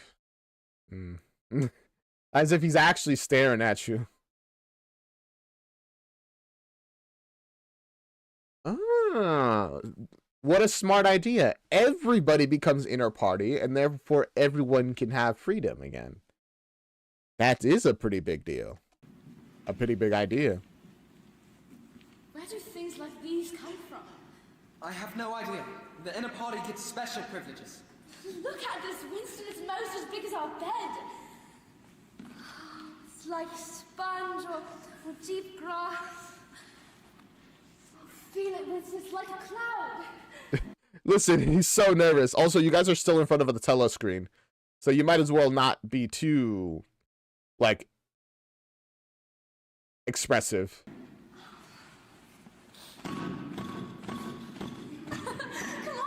Julia, stop that! What is Comrade O'Brien doing? Martin told us to sit down. Well, sit. Don't bounce. It is... I do like how we get to see that they describe her as, like, young. And I feel like it really shows in her the way she acts. She is definitely younger than Winston. I wonder what it's made of. I don't know. Oh, I can't believe it. Look. What beautiful steel. That's silver. Silver. They used to make things out of it in the old days. Candlesticks, dishes, teapots. And I guess they still make things out of silver. Whatever for? Simply because it was beautiful. No other reason. Imagine. Making something out of just for the aesthetics of it. They literally can't even imagine a world like that. Oh, look, it's a box for cigarettes. Put it down, Julie. Did you ever own any silver? Your family owned it? No, Not that you can remember. but I heard there were whole shop windows full of it once. Big platters, coffee hands, things like that. Maybe I'm just imagining most of it. I know it was called silver. So she's not even certain if it was called silver, even if she says, like, I know it was. Oh, I'd love to have a silver box. Julia, please! What's the matter, darling? You're awfully nervous. What's wrong? Is it the telescreen? Because I would understand if it's the telescreen. Maybe this is all a mistake. What's a mistake? Our being. I honestly don't know if he's one of us. But he asked you to come. Yes, to pick up a dictionary. I wonder, is that all he meant? Nothing more. Suppose it... I mean, you're already here. At this point, you just gotta commit and hope that... just hope for the best. was a trap. Then we'll be vaporized. We'll be unpersonal. No, don't say that. I mean, you will be. It is what it is. I can't remember if this is also in the book, but in the 1984 movie, they didn't call each other comrade, but brother and sister.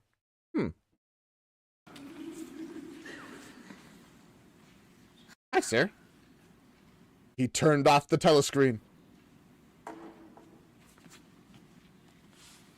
You turned it off. Yes, I turned it off. We members of the inner party have that privilege. All right. They're like, wow, okay. Shall I say it or will you? I will say it. That thing is really turned off. Yes. Everything is turned off. We are alone. That's a funny question, Rory. Probably yes, but they probably claim no. We are here because we believe there is some kind of conspiracy. Some kind of secret organization working against the party, and that you are part of it. We want to join it. We want to work for it. We are enemies of the party. We disbelieve in its principles. We're thought criminals. We're married. We tell you this because we want to put ourselves at your mercy. If you would like us to incriminate ourselves in any other way, we're ready. Don't be alarmed. Martin is one of us. Oh, when he says he's one of us, the relief that must fill them is like, oh, thank goodness. Oh, we're gonna live. For now. Put the wine on the table, Martin, and sit down. This is business. You can stop being a servant for the next 10 minutes. Yes, sir. He still says yes, sir. Oh, is that Scotch? The audience said that. Don't be upset. It's not blood. It's called wine. Oh. They're being creeped out, but like, what's that red liquid? You've read about it in books, no doubt. Not much of it makes it to the outer party, I'm afraid, but I thought it only fitting that we should begin by drinking a toast. They're all holding it completely wrong. To our leader. To Emmanuel Goldstein.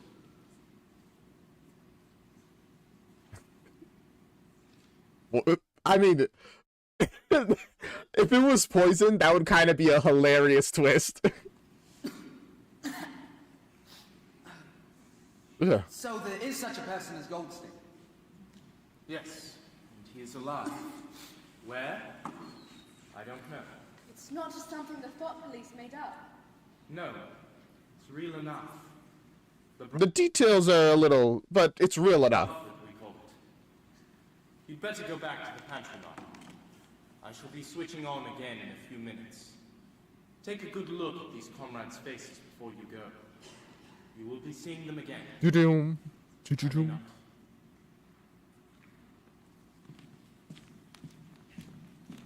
Whew. Okay. It is unwise, even for a member of the inner party, to switch off for more than a few minutes. This does still feel like a trap, you know? We have about 12 minutes left.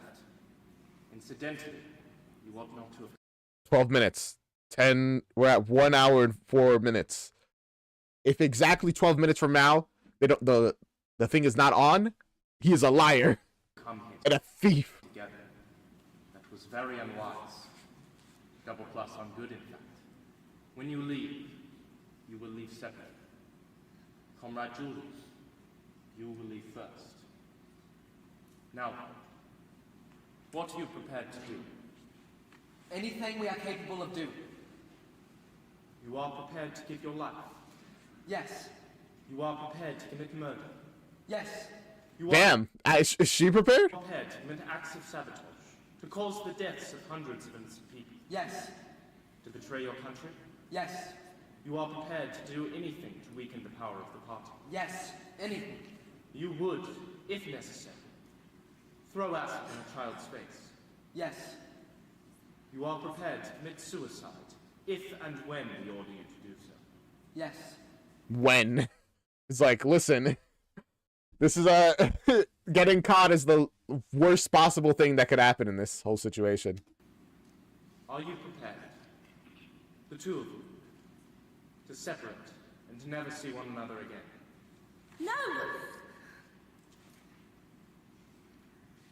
No. Anything but that. You did well to tell me. It is necessary that we know everything. You realize that even if he survives, it may be as a different person. His face, the color of his hair, even his voice may be different. And you, yourself, our surgeons can alter people beyond recognition. Sometimes it is necessary to amputate a limb. Good. As long as they're together, I'm pretty sure that they're willing to face everything. She would have been arrested as thought criminal instantly. Share? Nah, you underestimate her. She can time travel. She would have done the time warp and completely fixed the timeline. She's just built different. Then it is settled.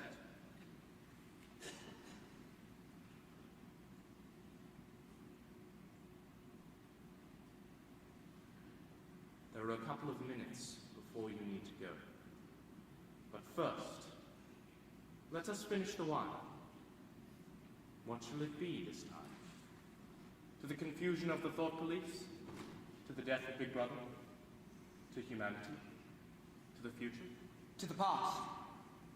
Yes. I know what you mean. To the past, the real past. The past is more important. To the past.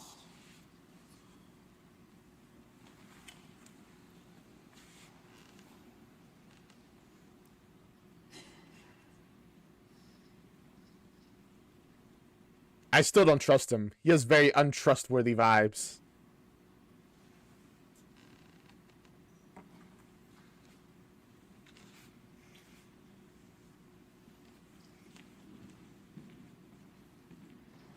Dumb.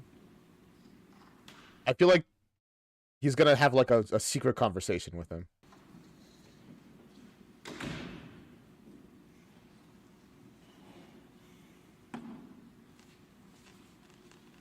What do you have to say? You have a hiding place? Yes. Where is it? It's over a junk shop down in the troll section. You shouldn't have told me. The less any of us know, the better. Later, we will arrange something more permanent for you. You must change your hiding places frequently. In the meantime, I'll send you a copy of the book. Goldstein's book. It Yes. exists. Yes, but it may be a few days before I can get hold of a copy. There are only a few left. Do you carry a briefcase? Gosh dang it. What was I saying? Ah, whatever. As a rule, yes. What's it like? Black, shabby, one strap. Sometime in the near future, you will receive a message among your morning work. It will contain a misprinted word. You will have to ask for a reprint. The next morning, you will leave your briefcase at home. Then what? At some point during that day, a man in the street will touch your arm and say, "I think you dropped your briefcase." The one he gives you will contain a copy of the book. You will return it within 14 days. So all that's understood? Yes. Okay. Fair enough. A simple system, but again, one that really feels like a trap. I don't know. Maybe he's just being like this, very sus, because this is all very secretive. They literally cannot have anyone know about this. But it's like, I don't know. We shall meet again. Maybe I'm just thinking that because in the back of my head, I'm pretty sure this is all a trap. But I don't know if I actually remember that from the book or not, because I don't actually remember the details besides that I'm pretty sure they die by the end? Maybe? If we do meet again. In the place where there's no darkness. In the place where there is no darkness. Is there anything you wish to say? Any message, any question? Do you know the old rhyme that begins, "Oranges and lemons, say the bells of St. Clements"? Oranges and lemons, say the bells of St. Clements. You owe me 3 farthings, say the bells of St. Mark's. When will you pay me, say the bells of Old Bailey? When I grow rich, say the bells of Shoreditch. Damn. Now we get the full saying, or rhyme. You know the rhyme? Yes, I know the rhyme. He looks so excited about it. Now, I think you'd better go.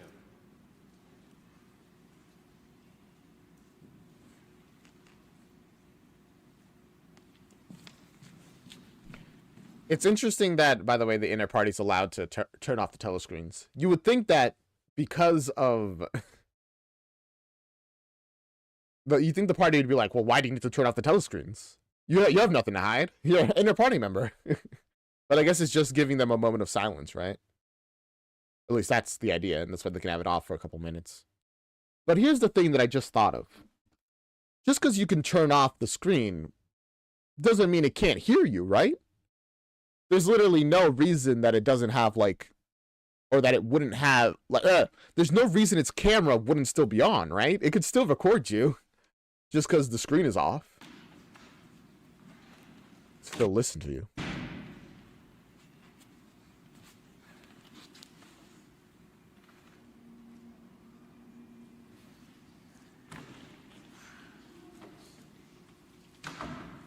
Ba-dum, ba-dum.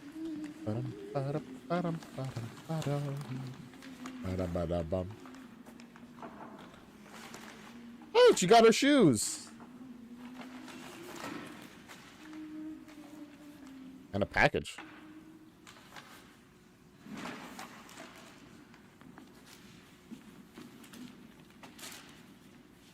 Well, that seems important. What was that?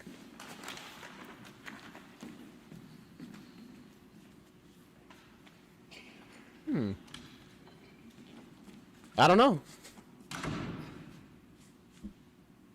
Also, did you get the book? Oranges and lemons, say the bells of St. Clements. He's so nervous.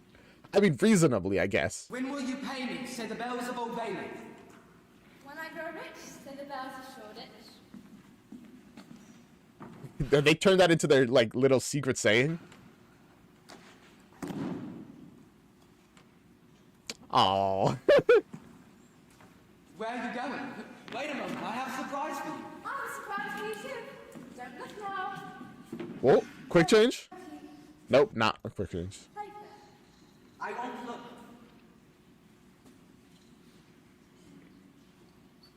What is it that smells so nice? Another surprise. I've smelled this aroma before. Are are these the lemons It was in the home or the of oranges? party. What is it? It's coffee, real coffee. I've never had real coffee before. Not victory coffee? I can hardly wait. It's not at all like victory coffee. Doesn't it smell wonderful? Just the smell of victory coffee of normal coffee is better, huh? What's this? What's what? The white sand. That's sugar. Sugar. Not sake. Real sugar. Where did you get this stuff? Yes. I remember it now. I've tasted this before. Oh man, all these little memories coming back to him. It's like, wow, life really was better before. Where did you get all of these things? Oh, here and there, the black market. But this isn't a party food. I've never heard of it on the black market. Oh, you men. They have servants, don't they? And servants steal, don't they? And they must have a place to sell what they steal, mustn't they? But what if the patrol stopped you when they saw you carrying all of those things? You know what they do if they saw you carrying a party food. Why take such foolish risks? It was worth it. You'll see. Don't talk nonsense. I mean, was it worth it? I don't know if I'd say that, but it's the little luxuries in life, I guess, are worth it. Otherwise, you're just surviving, and I mean that's what they were doing before. And clearly, no one was happy about that. Not talking nonsense. Oh, you delightful crazy fool. They'd shoot you if they caught you. Don't you like my little surprises? I love them. Oh. The black market is a crime against the party, isn't it? You see, I'm helping Goldstein by helping myself. So I guess so. You're helping the black market get bigger by putting more money into it. there. Wait till you see my big surprise. Don't peek now. I'm so curious. I have the big surprise for you. Guess what? Well, I can't guess. Tell me. The book. Oh, that's wonderful. What book, dear? You know what? That's fair. It's like, what are you talking about? Goldstein's book. Oh, how nice. You read. I'll be out in just another minute. Come out now. I want us to read it together. Go ahead. Read out loud. I'm listening. All right, let's hear it. What does it say? Isn't this a wonderful room? Isn't it truly fabulous? No telescreen, no pictures of Big Brother. We can say what we want, look like we want, think like we want. If only it could last forever. Did Goldstein say that? No, I was just thinking. I haven't started reading yet. But I knew that's how she was going to respond. It's like, wow, Goldstein said exactly that about our situation, huh? Thinking out loud. Well, read, darling. I'm almost ready.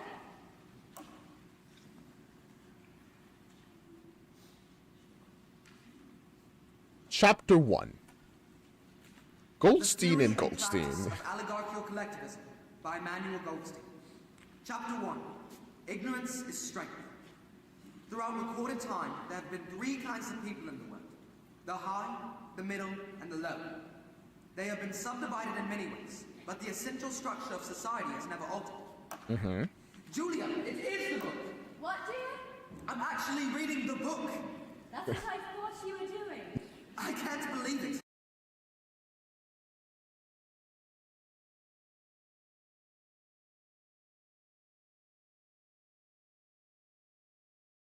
I want to read it all at once, that's how excited I am. Start in the middle, Winston. If the middle is any good, then go back to the beginning. If not, then why bother? Maybe you're right.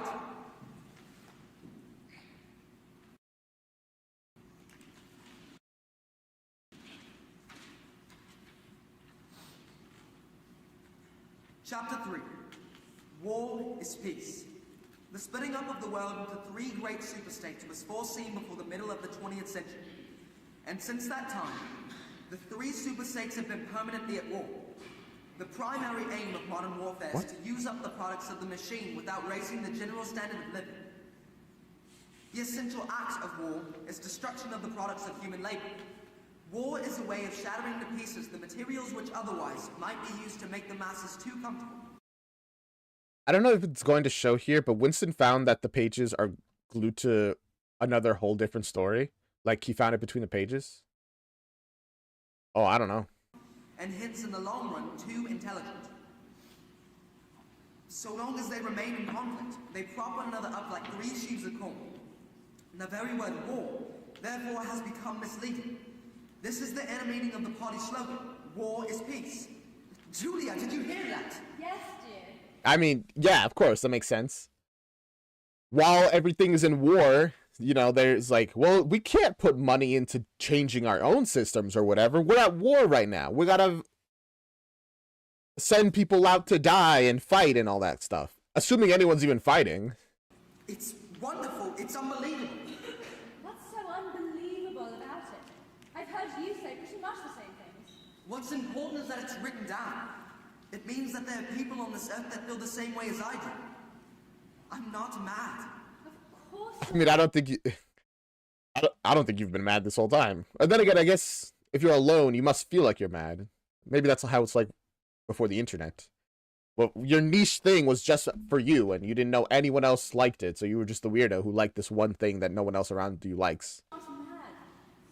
There is truth and there is untruth. And if you cling to truth even against the whole world, you aren't mad. You're brilliant, my love. As brilliant as Goldstein. Come out now. Come here, please. I want us to read it from the beginning. All right. But you've got to close your eyes. Okay, I'm so excited. As you close, What are you wearing?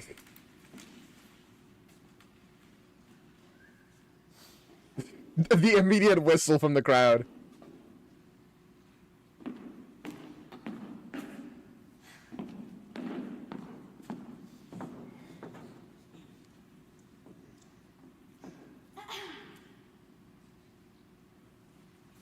Julia.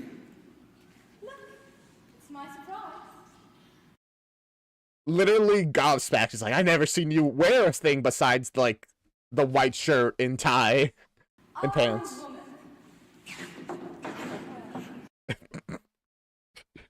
And of course, you know, this is like the first time, potentially ever, she's worn heels, so she's struggling a little bit.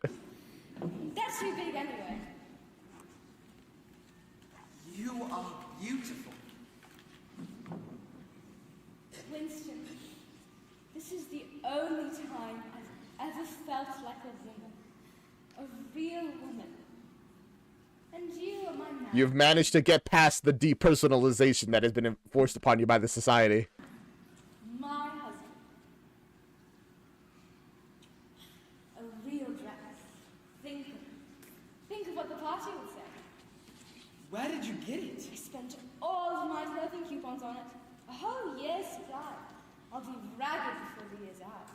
But I don't care. I have a dress. Honestly, very happy for her. The ability to express yourself, even through something as simple as clothing, must feel so freeing to her.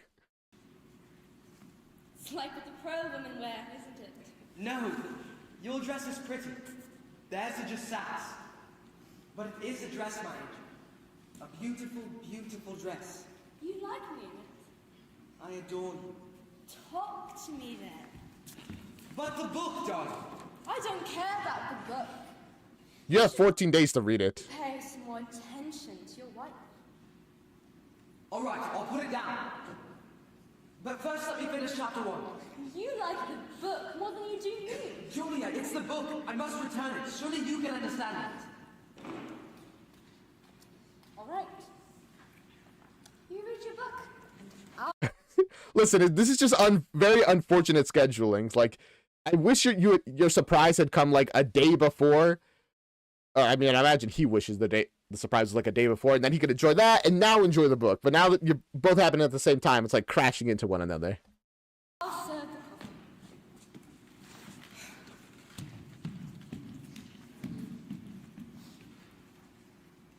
the coffee. Chapter 1, once again.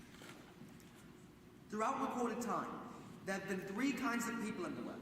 The high, the middle, and the low. Okay. She's in a bad mood. The aims of these groups are entirely irreconcilable. The aim of the high is to remain where they are. The Yeah. aim of the middle is to change places with the high. There are only 4 ways the ruling group can fall from power. 1. It is conquered from without. Or 2. It governs so inefficiently that the masses are stirred to revolt. Or 3. It allows a strong and discontented middle group to come into being. Or 4. It loses its own self-confidence and will to govern. Winston, do you think I have pretty legs? At this point, it's a matter of pride. She's determined to, like, get him, like, out of that book. What? Well, do you? Yes. Have you even been listening? I have to. It's funny, but legs look different this way. Coming out of a dress. Don't you think legs look different this way? Are you going to listen? Of course. But the coffee's almost ready. You read, and I'll bring the coffee.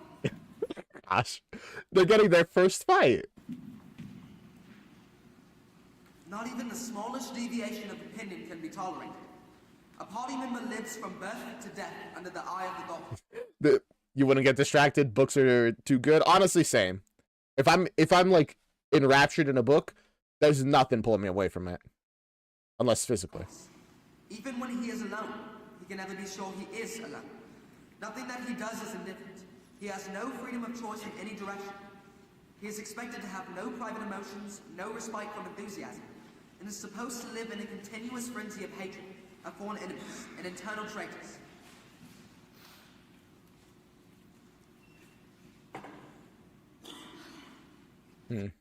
It is fascinating that this book is literally outlining the problems of like society, and it's also outlining literally exactly what Big Brother is doing to keep them in control, right? Like, it's showing, presumably Goldstein's like, this is awful about reality, you know?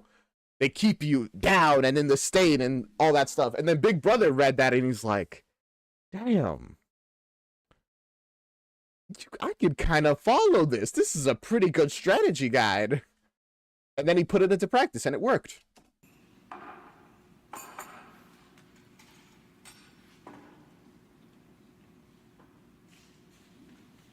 Damn, it's actual coffee.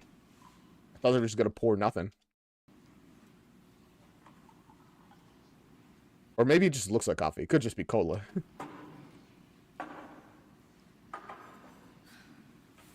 Sugar? I don't see any, like, heat coming off of it, so maybe. Are you supposed to? After all the trouble and risk of finding it, you certainly are. Sugar, please. I mean, of course he like doesn't know. He always takes his coffee victory. Teaspoon or 2? 2 if you don't mind. Of course.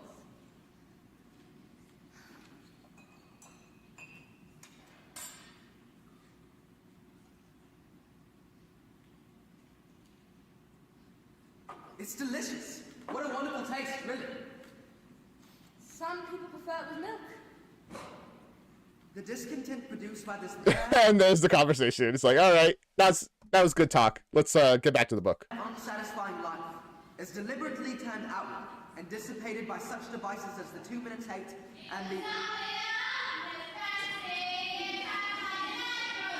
The favorite character, she's coming back. I can't compete with the pro singer. I don't want you to! Julia. I spent my money and my coupons to make you happy by serving real coffee with sugar for the first time. Oh, wow. Okay. This is hurting her a lot more than I thought it was. I'm so sorry. In our lives, and I'm serving them in a dress that's supposed to make me look beautiful for you. Just this once. I want to feel like a wife, a real woman, not a party member, not a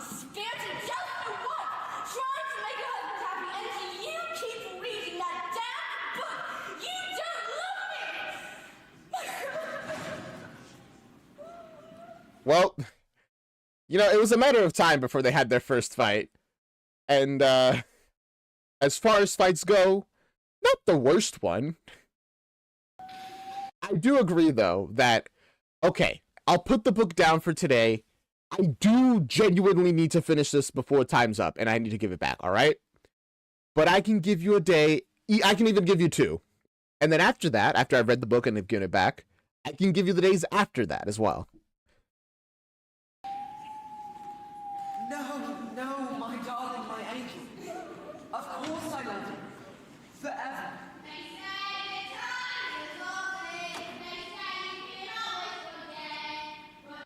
They don't even get to have a conversation.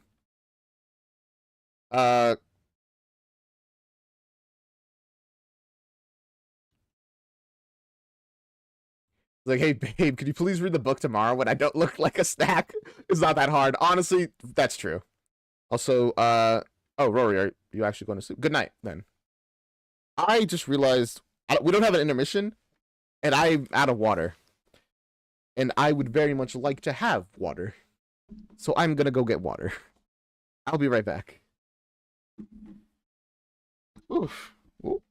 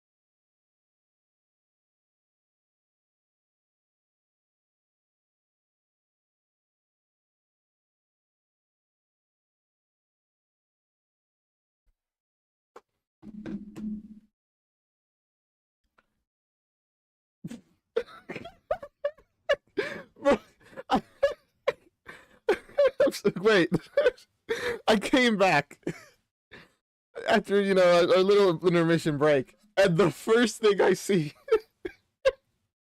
is a message saying, also Julia showing her feet for free. I thought the same thing, but you're the one that said it.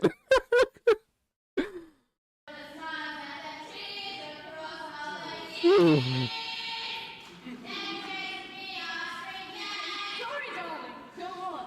Read your book. Later. It's not important. I already understand the how. I just don't yet understand the why. I do know what the conclusions must be then. What, my darling? There. The landlady. Yes.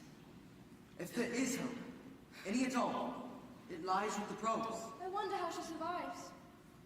Think of her, Julie. That woman has grown fat from childbed and been hardened and rusted by the work to keep her children alive. She's beautiful. She's at least a yard across the hips. That's impressive.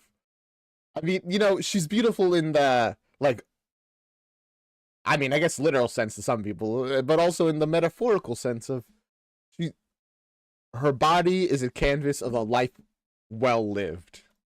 That's her style of beauty. Don't you see, Julie? All around the world in Eurasia, East Asia, and Oceania, there are women bearing children, washing and singing. The pros sing and the birds sing. Only the party does not sing. They are the hope, Julie. And we are the dead. We are the dead. You are dead. It was the I knew it. picture! It was the picture. Stay where you are. Damn. The immediate, like, face to hands, like, oh no. Do not move. The house is surrounded. Honestly, this house is a really good trap. I wonder how many people they've gotten with this one, like, room. The house is surrounded. Why are you repeating it? You don't have to. Place your hands on your head. Stand absolutely still. We may as well say goodbye. You may as well say goodbye. Why not? Shut up. We're not talking to you. Around your soul. If it's a candle light like that, choke close to your head. They're spending their last moments kissing. That's... damn.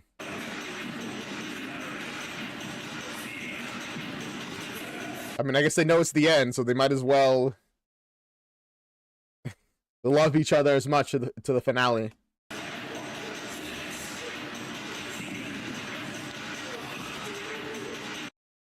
What?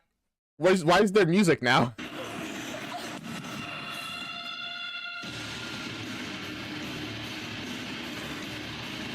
Whoa! I mean, we just saw them get beat, but that started rocking for no reason. Hi. Oh. You. Are you the one who ratted? Actually, no, there's...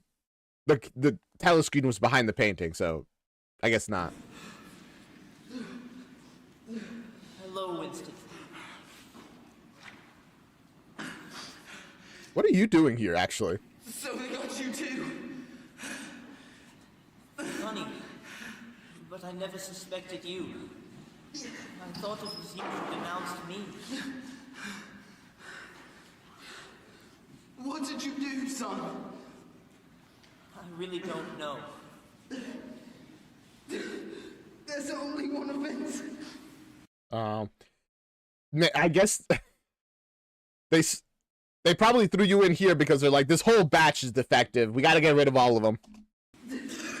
Yes. Of course. Thought crime. Did you commit it? Apparently.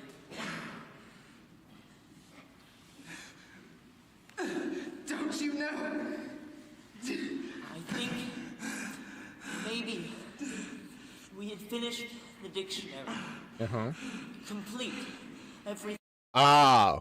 The thought crime is that you know the original language.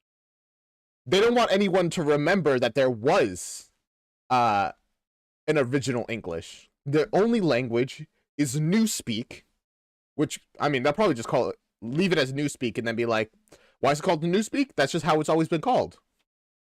Done. I'd been working on poetry, translating the poems of Kipling into Newspeak. Ah. There you go. That's that's also probably what got you. We're calling him Big Brother's trumpeter. I allowed the word God to remain at the end of a line. I couldn't help it. The rhyme was rod. There are only 12 other rhymes to rod in the entire language. There was no way for me to change it. No way.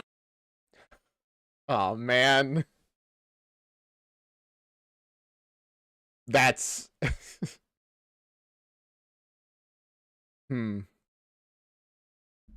that's really sad. At all. I wonder where we are. Mini love. Where? Ministry of Love, of course. The Ministry of Love.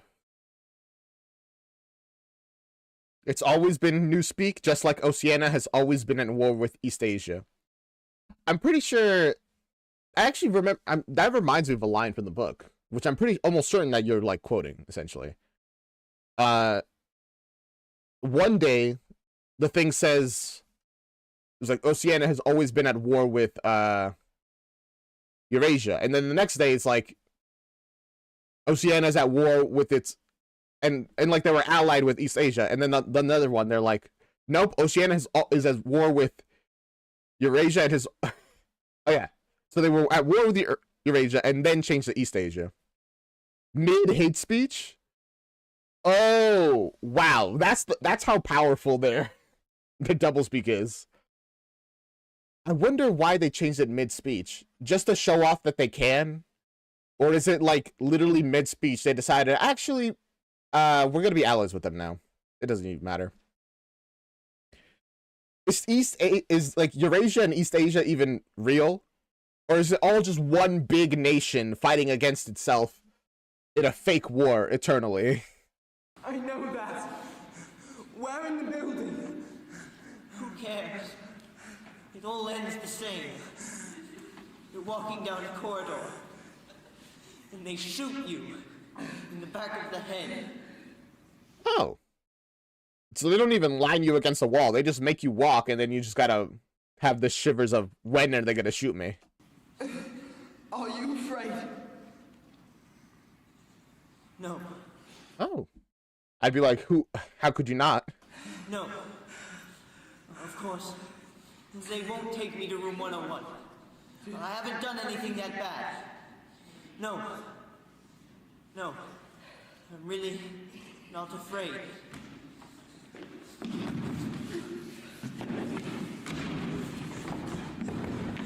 Oh, they got you too? What for? You don't think they'll shoot me? Maybe 5 years, even 10 years, they wouldn't shoot me. Just go through this one. I'm sorry, I don't know why I'm laughing. It's just such a disaster for all of them. I guess... I mean, what have you done? Have they just realized, yeah, okay, she's breaking too much. Gotta throw her away before she does something. Before she actually breaks and does something. Are you guilty? Of course I'm guilty. You don't think the party was I can see it. You're always guilty, if the party says. It's not good. Do you know how they... My sleep. That's a fact. I was working hard trying to do my part. Never had any idea there was stuff in my mind. What you were saying? What did you say? Don't look, Big Brother. Don't, Big Brother. Yes, I said that. I didn't know my street. She doesn't love Big Brother. And she knows it. Womp womp. Who denounced you? My daughter. Of course she did. A child hero. Isn't that the keyhole that made a vice and broke the spines? Thank goodness, just child. Just tell me right. Pretty smart, hey? Yeah, pretty smart. Proud of her. Surely we brought her up in the right spirit. Damn, proud of her. That's wild. It's just like... Even now, at the very end, she's still brainwashed. Sir! Room 101! not 101. No, it's not B1. It's him. No, please. He says against the party. Him, not me. The way that he immediately turned is like, no, don't kill me.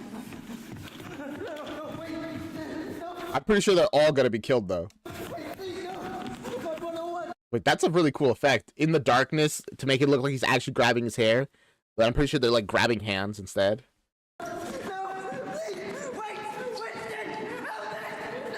Or is he grabbing his hair? How's he doing that? Because I'm assuming they're not literally grabbing his hair, otherwise that would really, really hurt. I guess he was afraid.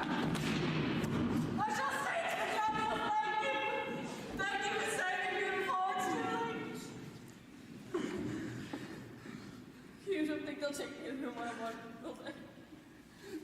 Parsons, what is in room 101? I don't know. I'm not sure. I think I know. I'm not sure. What do you think is in room 101? Oh.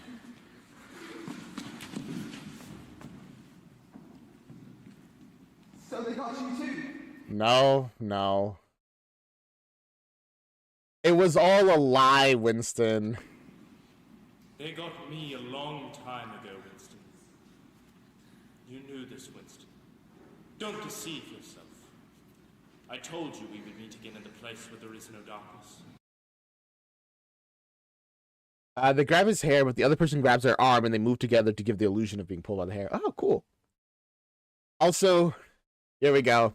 I mean, Winston wanted to believe that there was this conspiracy of people that, just like him, it was all a lie. Room 101.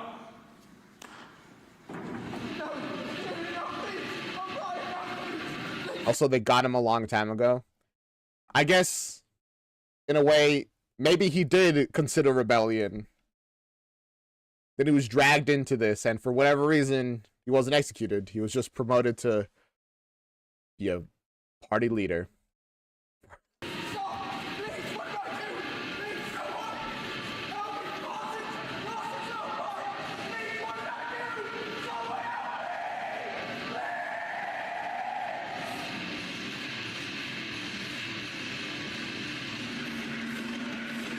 That lighting was so cool. The red light with them, like the red backlight, while they're like shaded black essentially from the shadows. It was so cool. I don't think we get to know anything about Juliet, right? From this moment on, whatever her fate is, we just don't hear about it. We can only assume it's the same.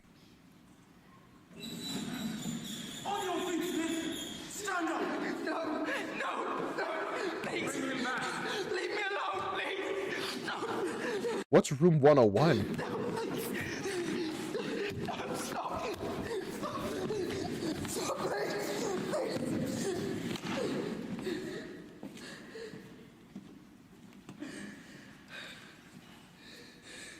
Don't worry, Winston.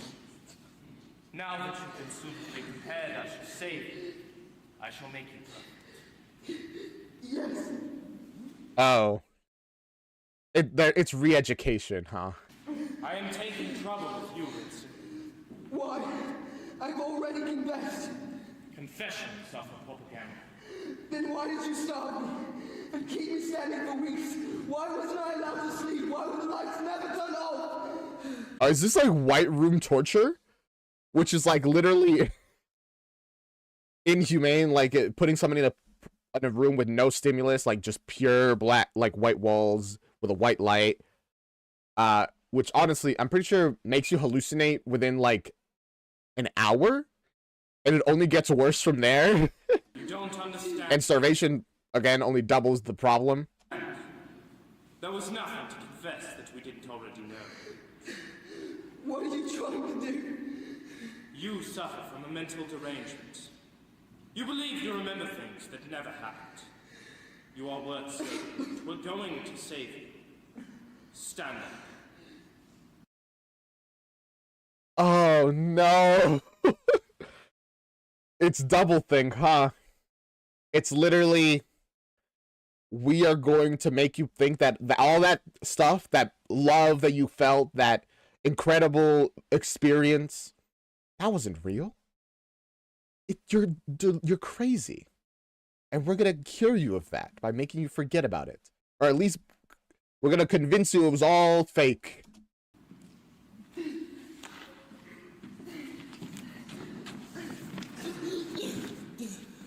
That's better.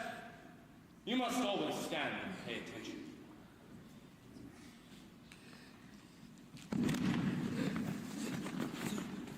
So he's starved, exhausted, and they force him to stand. You have the delusion that you saw this picture of Jones, Aronson, and Rutherford. You believe this proves they could not have committed the crimes they confessed to. It exists! No, it does not exist. I mean, he's literally looking at the photo in his hand, but they're like, nope, it didn't happen. This photo, that even this in my hand, is not real. Destroy it.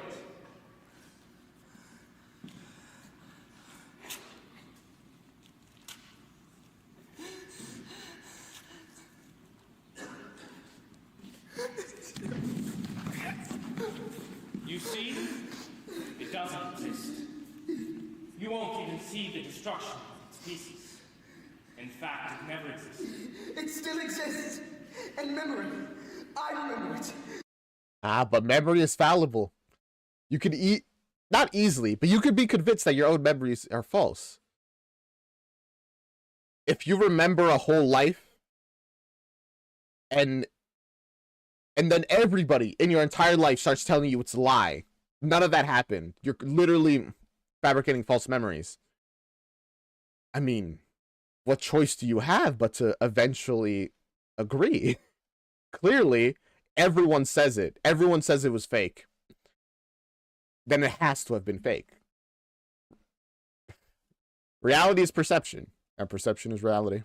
The truth is subjective. You remember it! I do not remember it. Double think! You're a lunatic! No. You don't actually remember it, do you? Repeat the party slogan dealing with control of the past. Come on, repeat it. Oh, it's a taser. I thought it was. I genuinely thought they were just kind of like hitting them real fast in the stomach. Who controls the past controls the future. Who controls the present controls the past. And they are in full control of the present. Is there a place, a world of solid objects where the past is still happening? No. Then where? In records. In records and the mind. And human memories. And we, the party, control all records into all memories. Thus, we control the past, do we not? Memory is involuntary. You can't control it. You haven't controlled mine. Not yet. But, again, it just takes time. You have not controlled your memory. You believe that reality is something objective, external, but reality exists in the human mind and nowhere else. Literally what I've been saying. All right. And the human mind. The individual mind can make mistakes, but the mind of the party is immortal. What the party holds to be truth is truth. You must humble yourself before you can become sane. And see, that logic makes sense, right? Like, a single person can go crazy. It has happened a lot. There's a lot of people who have delusions for one reason or another. Some lesser, some very extreme. And here, if everyone says it, then that must be the truth. How many fingers am I holding up, Winston? 4.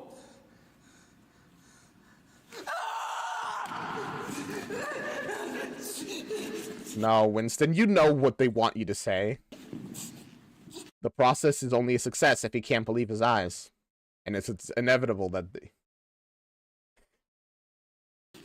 party says no one's willpower is infinite. that it is not 4, but 5. How many are there? 4.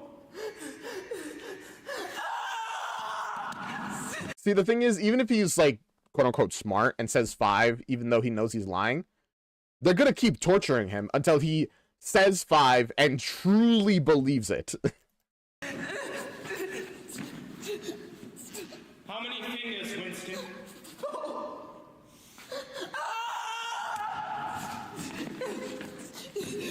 Just the quiet, continuous torture. You are slow to learn. Perhaps we've been feeding you too well. How can I help seeing what is in front of my eyes? 2 and 2 are 4. Sometimes they are 5. And sometimes they are 3. You must try harder. It isn't easy to become sane. How many fingers, Winston? 4. I suppose there are 4. I would see 5 if I could. I'm trying to see 5. Do you wish to persuade me that you see 5 fingers or really see them? Willing to see them. Then tell me, how many fingers am I holding up, Winston? 4, 5, 6. In all honesty, I just don't know. And they've succeeded in step 1. They've convinced him that clearly what he's seeing must not be true. I guess, Cat.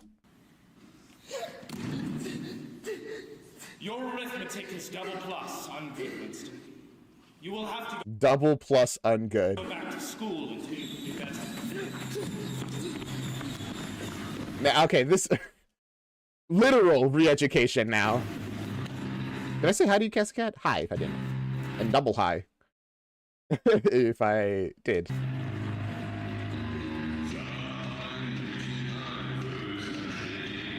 The random music is wild, but I'm enjoying it, I guess.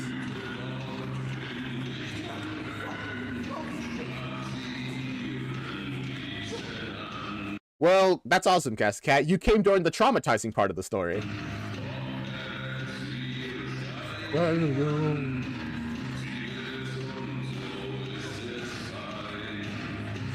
I get the feeling this song will, the past couple songs that we've heard are probably gonna get this stream striked. I don't know. It's just a vibe I have on YouTube, at least.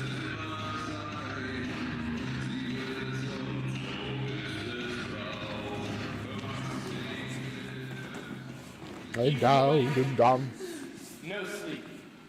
No food. Water every second thing. Damn, keeping him as delirious and easy to control as possible, huh? He must learn his lessons. Yes, sir. I'll see you again. Yes, comrade.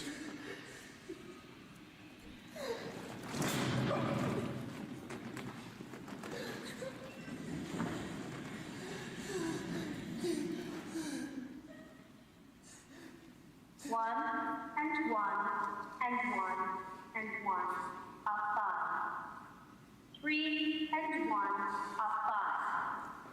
5. 2 and 2 are 5. 2 and 2 are 5. You know, I do wonder why the emphasis specifically on 2 plus 2 is 5. Why is it just to show?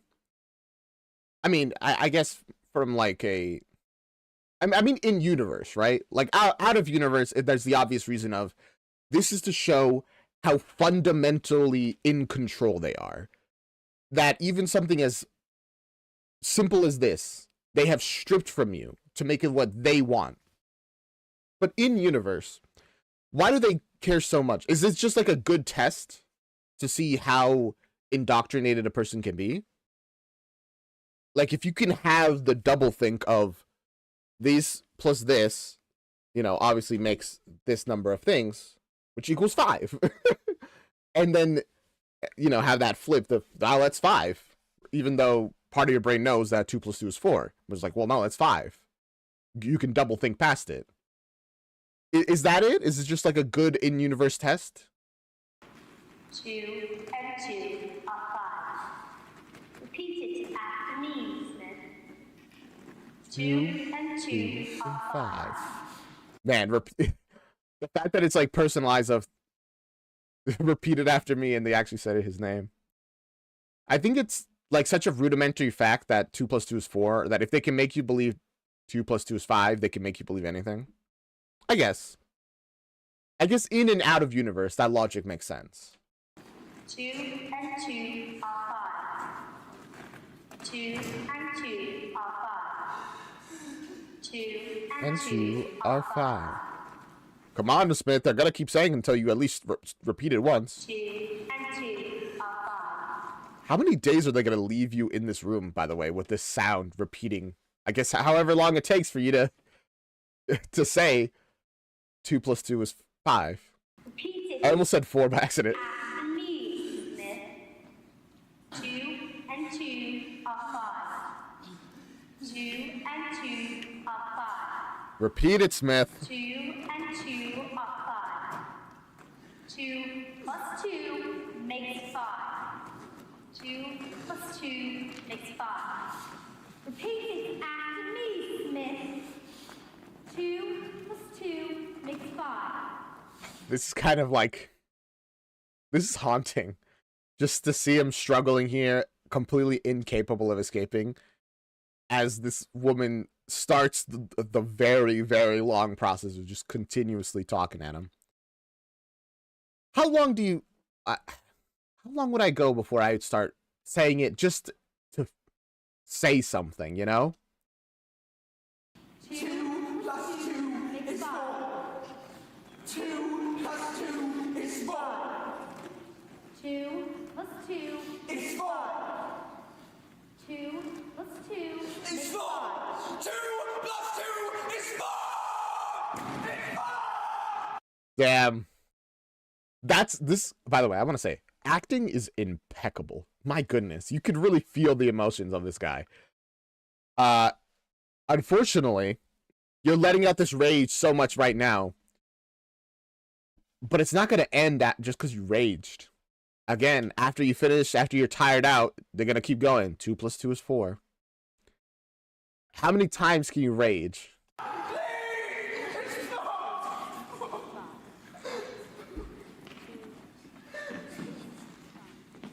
Don't tase him, bro. It's not going to sleep with you and said 1,000 times 2 plus 2 is 5. It isn't true. I won't do it. 2 and 2. You will do it. These are supposed to learn. Count them. And then after 5, then you can sleep. Yeah, eventually he's going to start saying 2 plus 2 is 5 just to... for some peace. And that's the start. First they make you doubt it. Then they start making you say what they want you to say just for relief, even if you don't believe it. And then eventually you slip down until you are believing it. 1. 1. 1. 1. 1 and 1 are 2. 1 and 1 are 2. 1 and 1 are 2. 1 and 1 are 2. 1 and 1 are 2. 1 and 1 are 2. 1 and 1 are 2. Well, what about when you put them together, man? He doesn't know.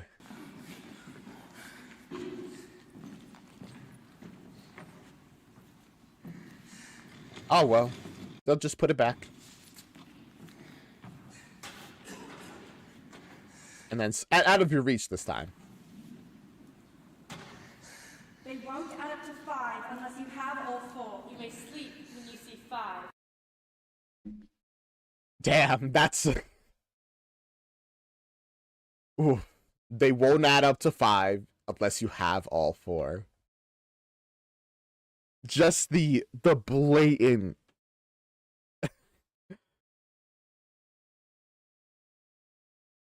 Doublethink. That really is a good word for what they're doing. Doublethink. The blatant doublethink is so powerful.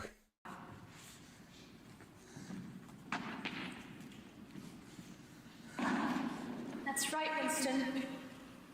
Count them.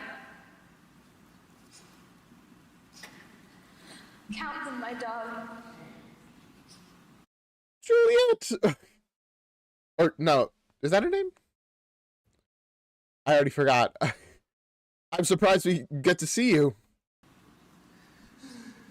As soon as you see that 4 makes 5,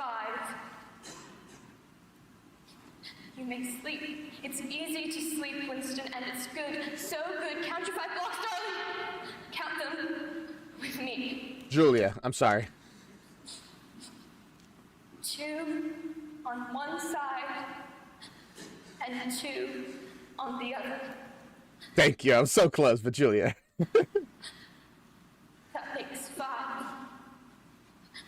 Damn, knowing that they've been doing the exact same to her and she broke first. Really, it's inevitable that they'll both break. See how easy it is?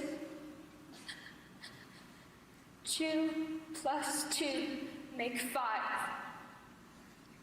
Say it with me, darling, and then we can both sleep. Oh, she can't sleep until he does it as well. 2 plus 2 That's so cruel. 5. 2 plus 2 make 5. 2 plus 2 make 5. 2 plus 2 make 5.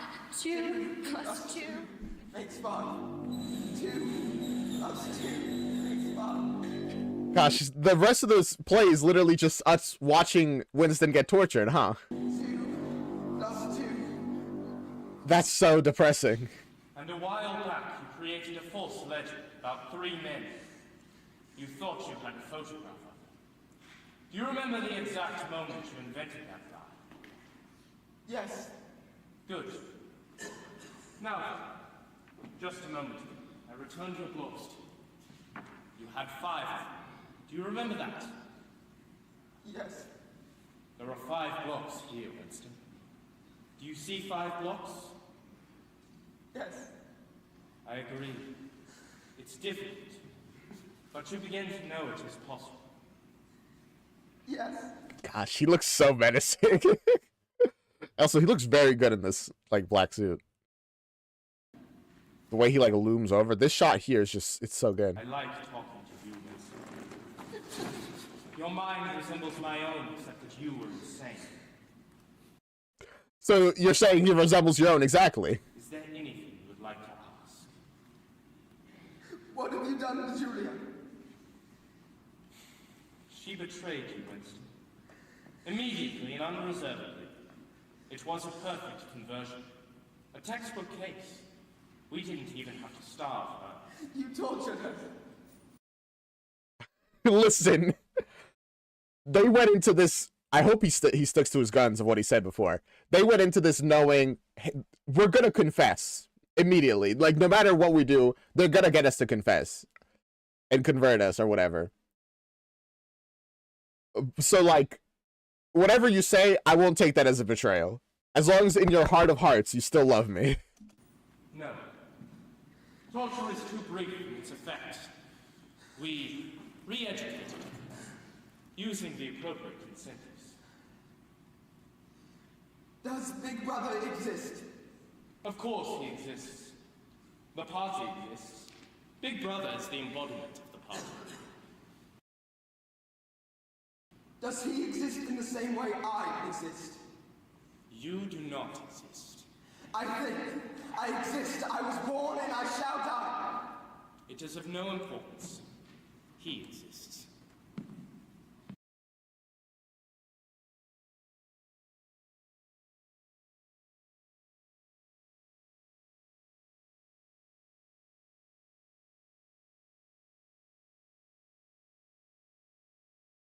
Will Big Brother ever die?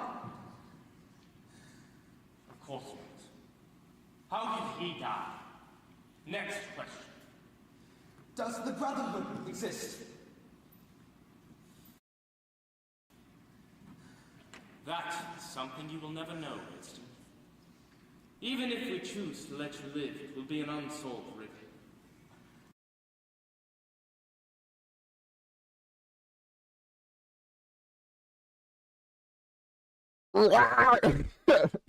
Sorry.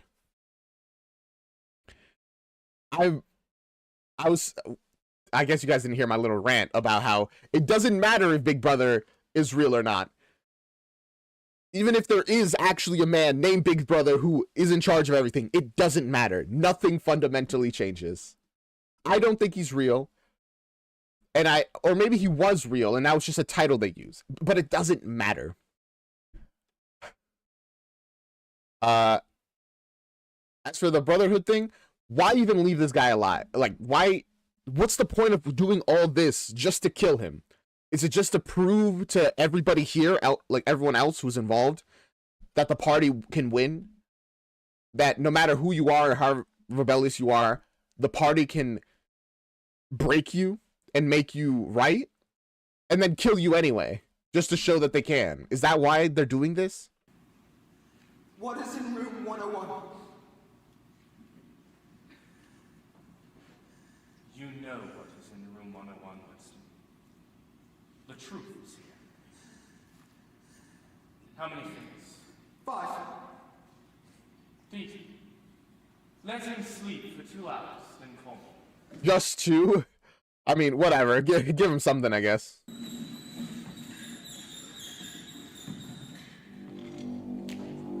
Wow. Immediately fall asleep. There are 3 stages in your reintegration. Hey, Winston. So I guess they're not gonna kill him. They're gonna reintegrate him. There is learning. There is understanding. There is acceptance. Okay. You have accomplished the learning. Now, it is time to begin the second stage. In reading Goldstein's book, did you learn anything you did not already know? Have you read it? I mean, anything you did not already know. A lot of it was things that he had already thought, to be honest, right? I wrote it. Is it true? What it says? As a description, yes. As a program, no. The party cannot be overthrown. The rule of the party is forever. But why? What is our motive? Why should we want power? You rule over us for our own good.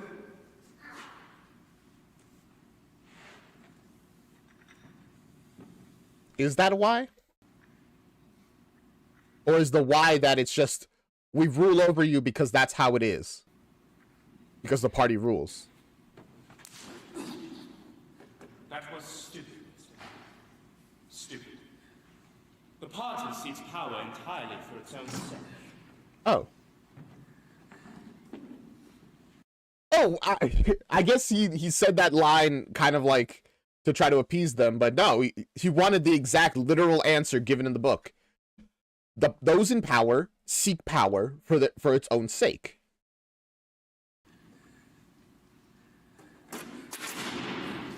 The object of persecution is persecution. The object of torture is torture. Are they about to waterboard him? The object of power is power. You speak of power and forever, and yet you are growing old. You too, O'Brien, must die. I am only a servant. The party will live forever. Yeah, they are literally gonna waterboard him. Tell me, Winston, how does one man assert his power over another? By making him suffer. Exactly. Power is inflicting pain, tearing human minds to pieces. I assume that they're like pouring as little water as possible to not, to not actually waterboard him. But I do feel like this already is probably very uncomfortable. Putting them together again. Do you begin to see what kind of world we are preparing? It will be a world of fear and treachery and torment. He's very good at acting like he's getting tortured. Now, we are focused more.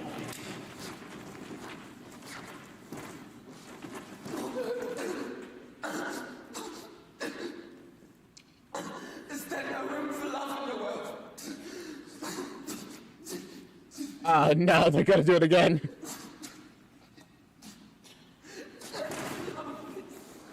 I mean, it's a reasonable question. Why isn't there room for love in your world?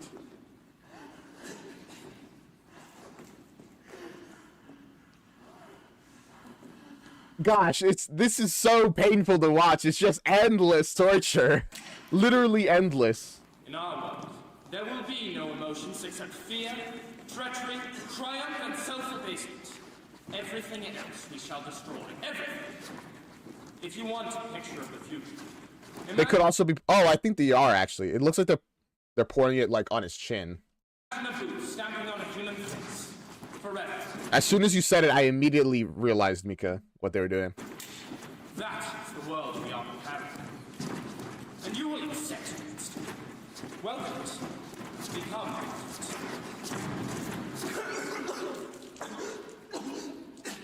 It looks like they pour some of it into like his mouth, and then the rest just on his chin.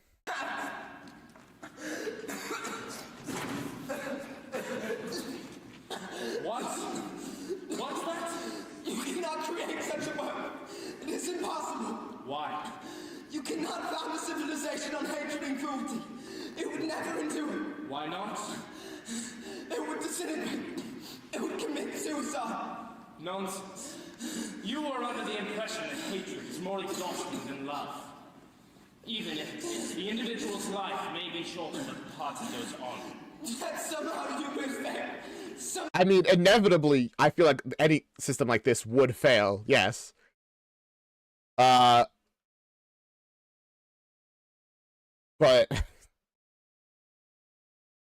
they're doing so pretty well for now, and I don't know how long it'll be until they do fail. Nothing will defeat you. Life will defeat you.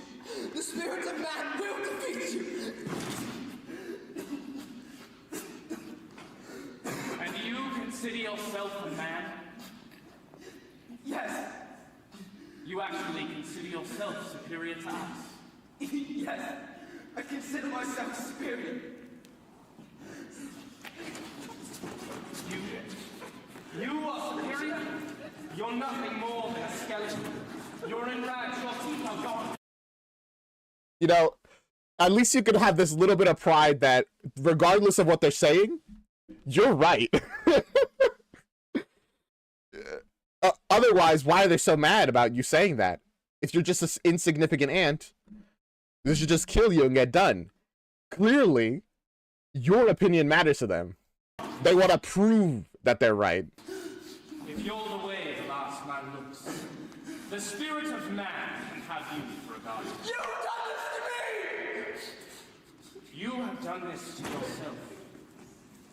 Nothing has happened to you that you did not foresee in your first act of folly. You've confessed to everything. You've pled for mercy. Your mind has been reconstructed. Is there any single degradation that has not happened to you? I still haven't betrayed Julia. Why, you have told us everything. Why would you tell them that? I still haven't betrayed her. No. No, perhaps not. Not yet. How long before they will shoot me?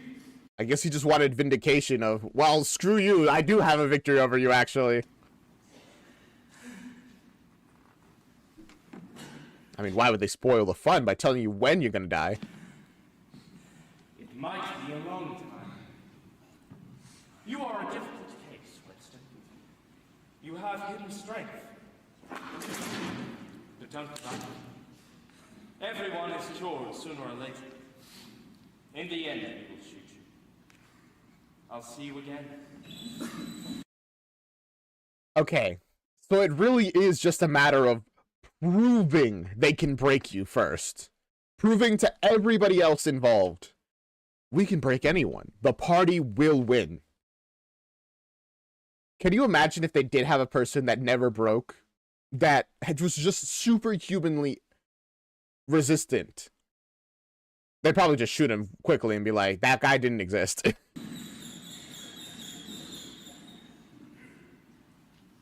Oh, and I hope the rats won't bother you. Most of them are very well fed. The ones that aren't, well, you can make pets of them. They know his fear of rats. Of course they do. Consider this exposure therapy. I make jokes because it's all I can do. Freedom is slavery. Big Brother is power. 2 + 2 make 5. Are we inside of his head? How long have I been here? How long? We are inside his head. They've been good to me lately. They even give me food. Nice food. Food from Big Brother. Big Brother. When will they shoot me? Jones? I'm sorry, this angle kind of makes it look like he has tiny legs. I just realized that it... I'm sorry. You see what I'm saying? He got like little legs and big upper body. His smaller, even his feet are like kind of small, and it kind of makes it even more accurate.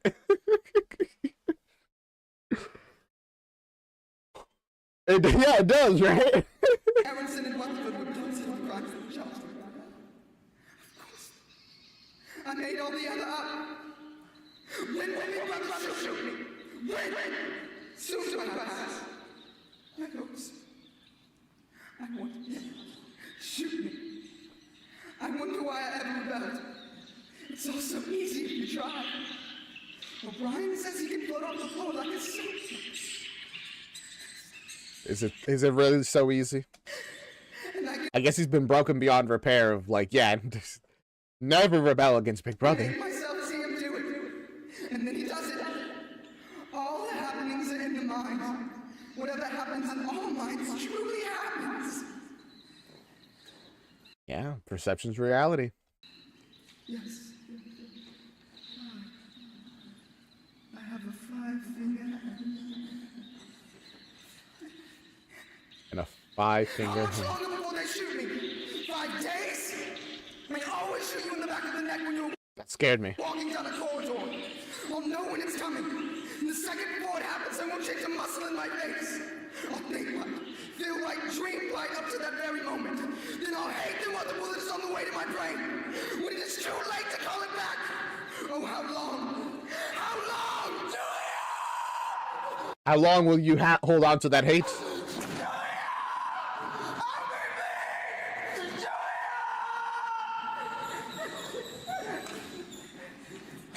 Yeah, I guess he's been waking up to night terrors, huh?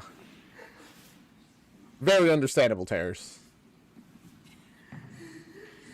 Hey, Doctor. You've had thoughts of deceiving me. Look at me, Winston. You are improving. Intellectually, there is very little wrong with you. It is only emotionally that you fail. Now, tell me, what are your honest feelings toward Big Brother? I hate him. Good. Then the time has come for you to learn acceptance. You must love Big Brother. Oh, gosh. How are they gonna make him love Big Brother? Oh, they're taking him off the bed for like the first time in a while. Potentially months.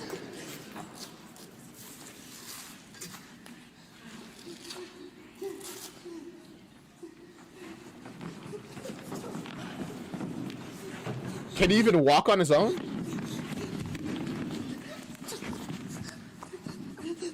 You know what is in room 101, Winston. 'Tis the truth.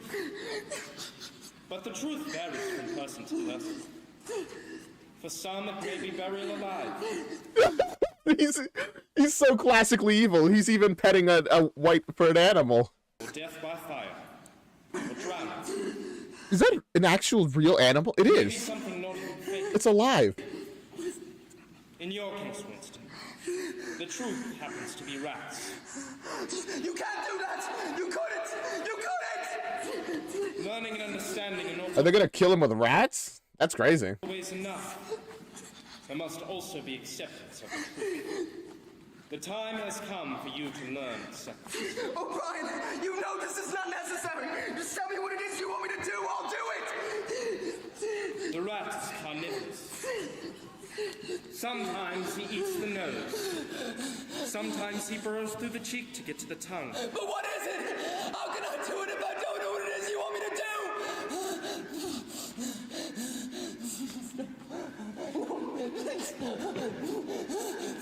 To release the rat, I just have Hey, man, it's so big. It's kind of cute, too. to raise the lid.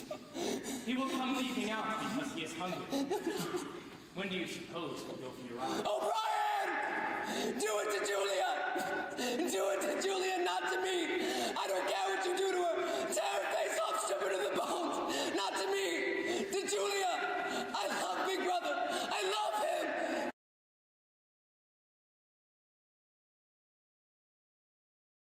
I mean, I knew it was coming. It was kind of inevitable, but it's still so disheartening. Remember the beginning when he said you can get him to say anything if they covered him in rats? And they proved it. But then again, he said it. Does he feel that way?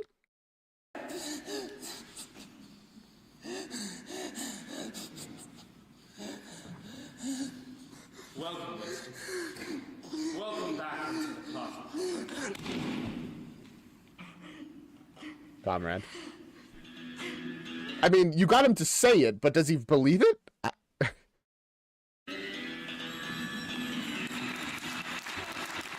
Oh. Oh, we're not done. Oh, Winston. Think so. Our news continues bad, comrades. 2 Eurasian armies and 1 East Asian army continue their march to the mouth of the Congo River. Against these barbaric hordes, only 1 army of Oceania is there to defend it. Hello, son. Hello, Winston. Oh, you both are here. Ready for our game? Let me have some victory coffee first. I need some. What do you think of the news, Winston? I'm worried. Quite worried. Take a look at this map. See it for yourself. White moves. Yes. Yes, What did you think of the news, son? Bad. Very bad. How do you like your new job?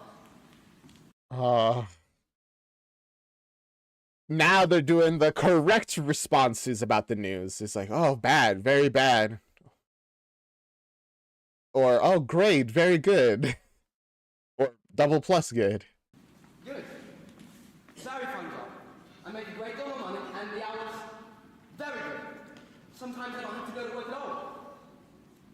What is the job, Winston? I'm a part of a committee, a subcommittee that is. We discuss things and we talk about them.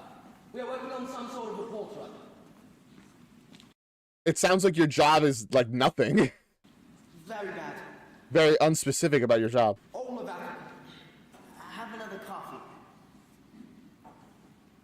Yes.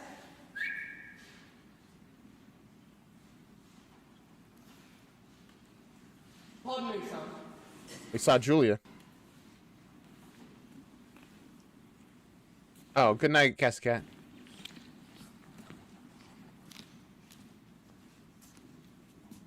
Hello, Julia. It's me, Winston. I know. It's the first time. Is this the first time they've spoken since? It's been a while since I've seen you. I've noticed you before. I come here often only I sit at a back table. Today I wanted to be near the telescreen. I'm worried about Africa. Really just... Gosh! Oh! All the personality drained from them. Reacting exactly how Big Brother wants them to. They want them to be mad at the bad stuff that's supposedly happening. Happy about the good stuff, but only in, like, regard of the countries. Like, prideful for the country. Angry at the enemy. I know. It's bad. Julia, I betrayed you, Winston. I betrayed you too. Sometimes they threaten you with something. Something you can't stand up to, can't even think about. Yes, they do that. And you say, don't do it to me. Do it to him. Afterward, you might pretend it was a trick to fool them. But that isn't true. They both know in their hearts of hearts they meant what they said. That if they really truly meant, don't do it to me, do it to him. At the time when it happens, you do mean it. You think there's no other way of saving yourself, and you want... I'm sorry, there's like something on my screen. Is that like a dead pixel? I think that's a dead pixel. That's so frustrating. Actually, I thought this was something like on my screen this whole time, and like, no, I think it's just a dead pixel. That's infuriating. ...to the other person. You don't care what they suffer. All you think about is yourself. All you think about is yourself. And afterward, you don't feel the same toward the other person any longer. No, you don't feel the same. Oh, is this their way of saying we don't love each other anymore? I must go. We must meet again, Julia. Yes, we must meet again. Yeah, goodbye, but also, you know, here's the proper way of saying goodbye.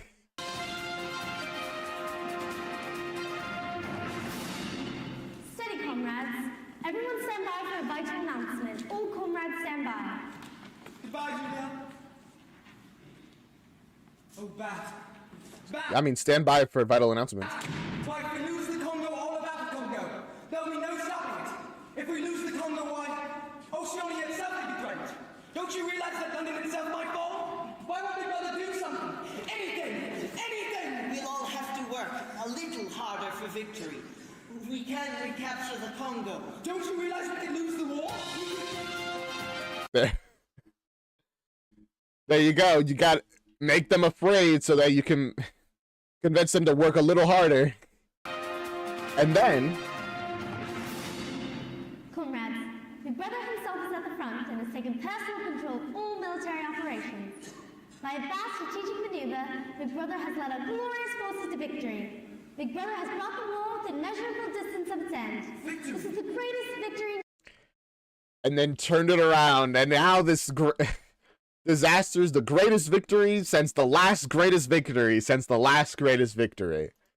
...human history. Big Brother is still at the front. Victory! Victory! Did you hear that? I can't believe it! Big Brother saved Africa! He saved us all! Hey, Big Brother. I never noticed it before. But Big Brother has a warm, tender smile. And he loves Big Brother. Big Brother.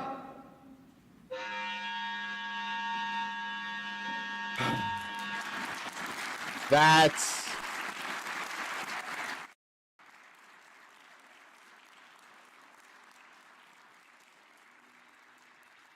how depressing. I mean, I already knew how it ended, right? I wasn't sure, but apparently I did know how it ended. But it's still sad, and they really drag out that ending of the suffering and the torture, which I feel is necessary. They want you to know how, regardless of bluster, they can break you down. And here's how. They literally show it off to you, the way they can break you down. Wow.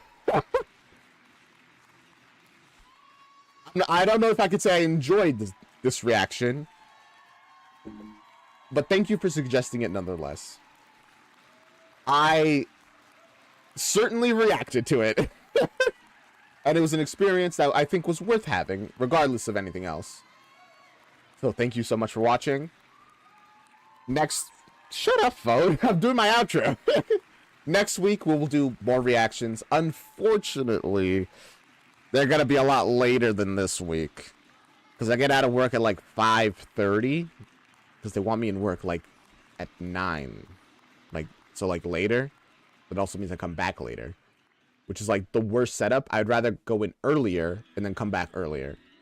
But what can I do? With all that being said, yeah, stuff does feel kind of necessary to watch sometimes.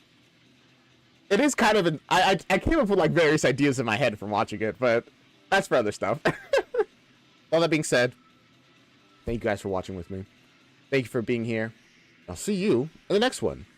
Bye. Oh, and join the Discord to vote for what we're gonna react to next. We gotta put up a poll like soon, very soon, for both Indie Friday and the musical days, or long react days, I guess we can call them.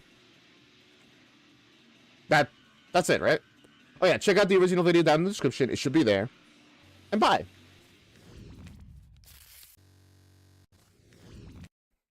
This is the outro song to do. This is the outro song to do. This is the outro. Outro. This is the outro song to do. This is the outro song. This is the outro song. This is the outro song. This is the outro song to do. A bye. Bye. Bye.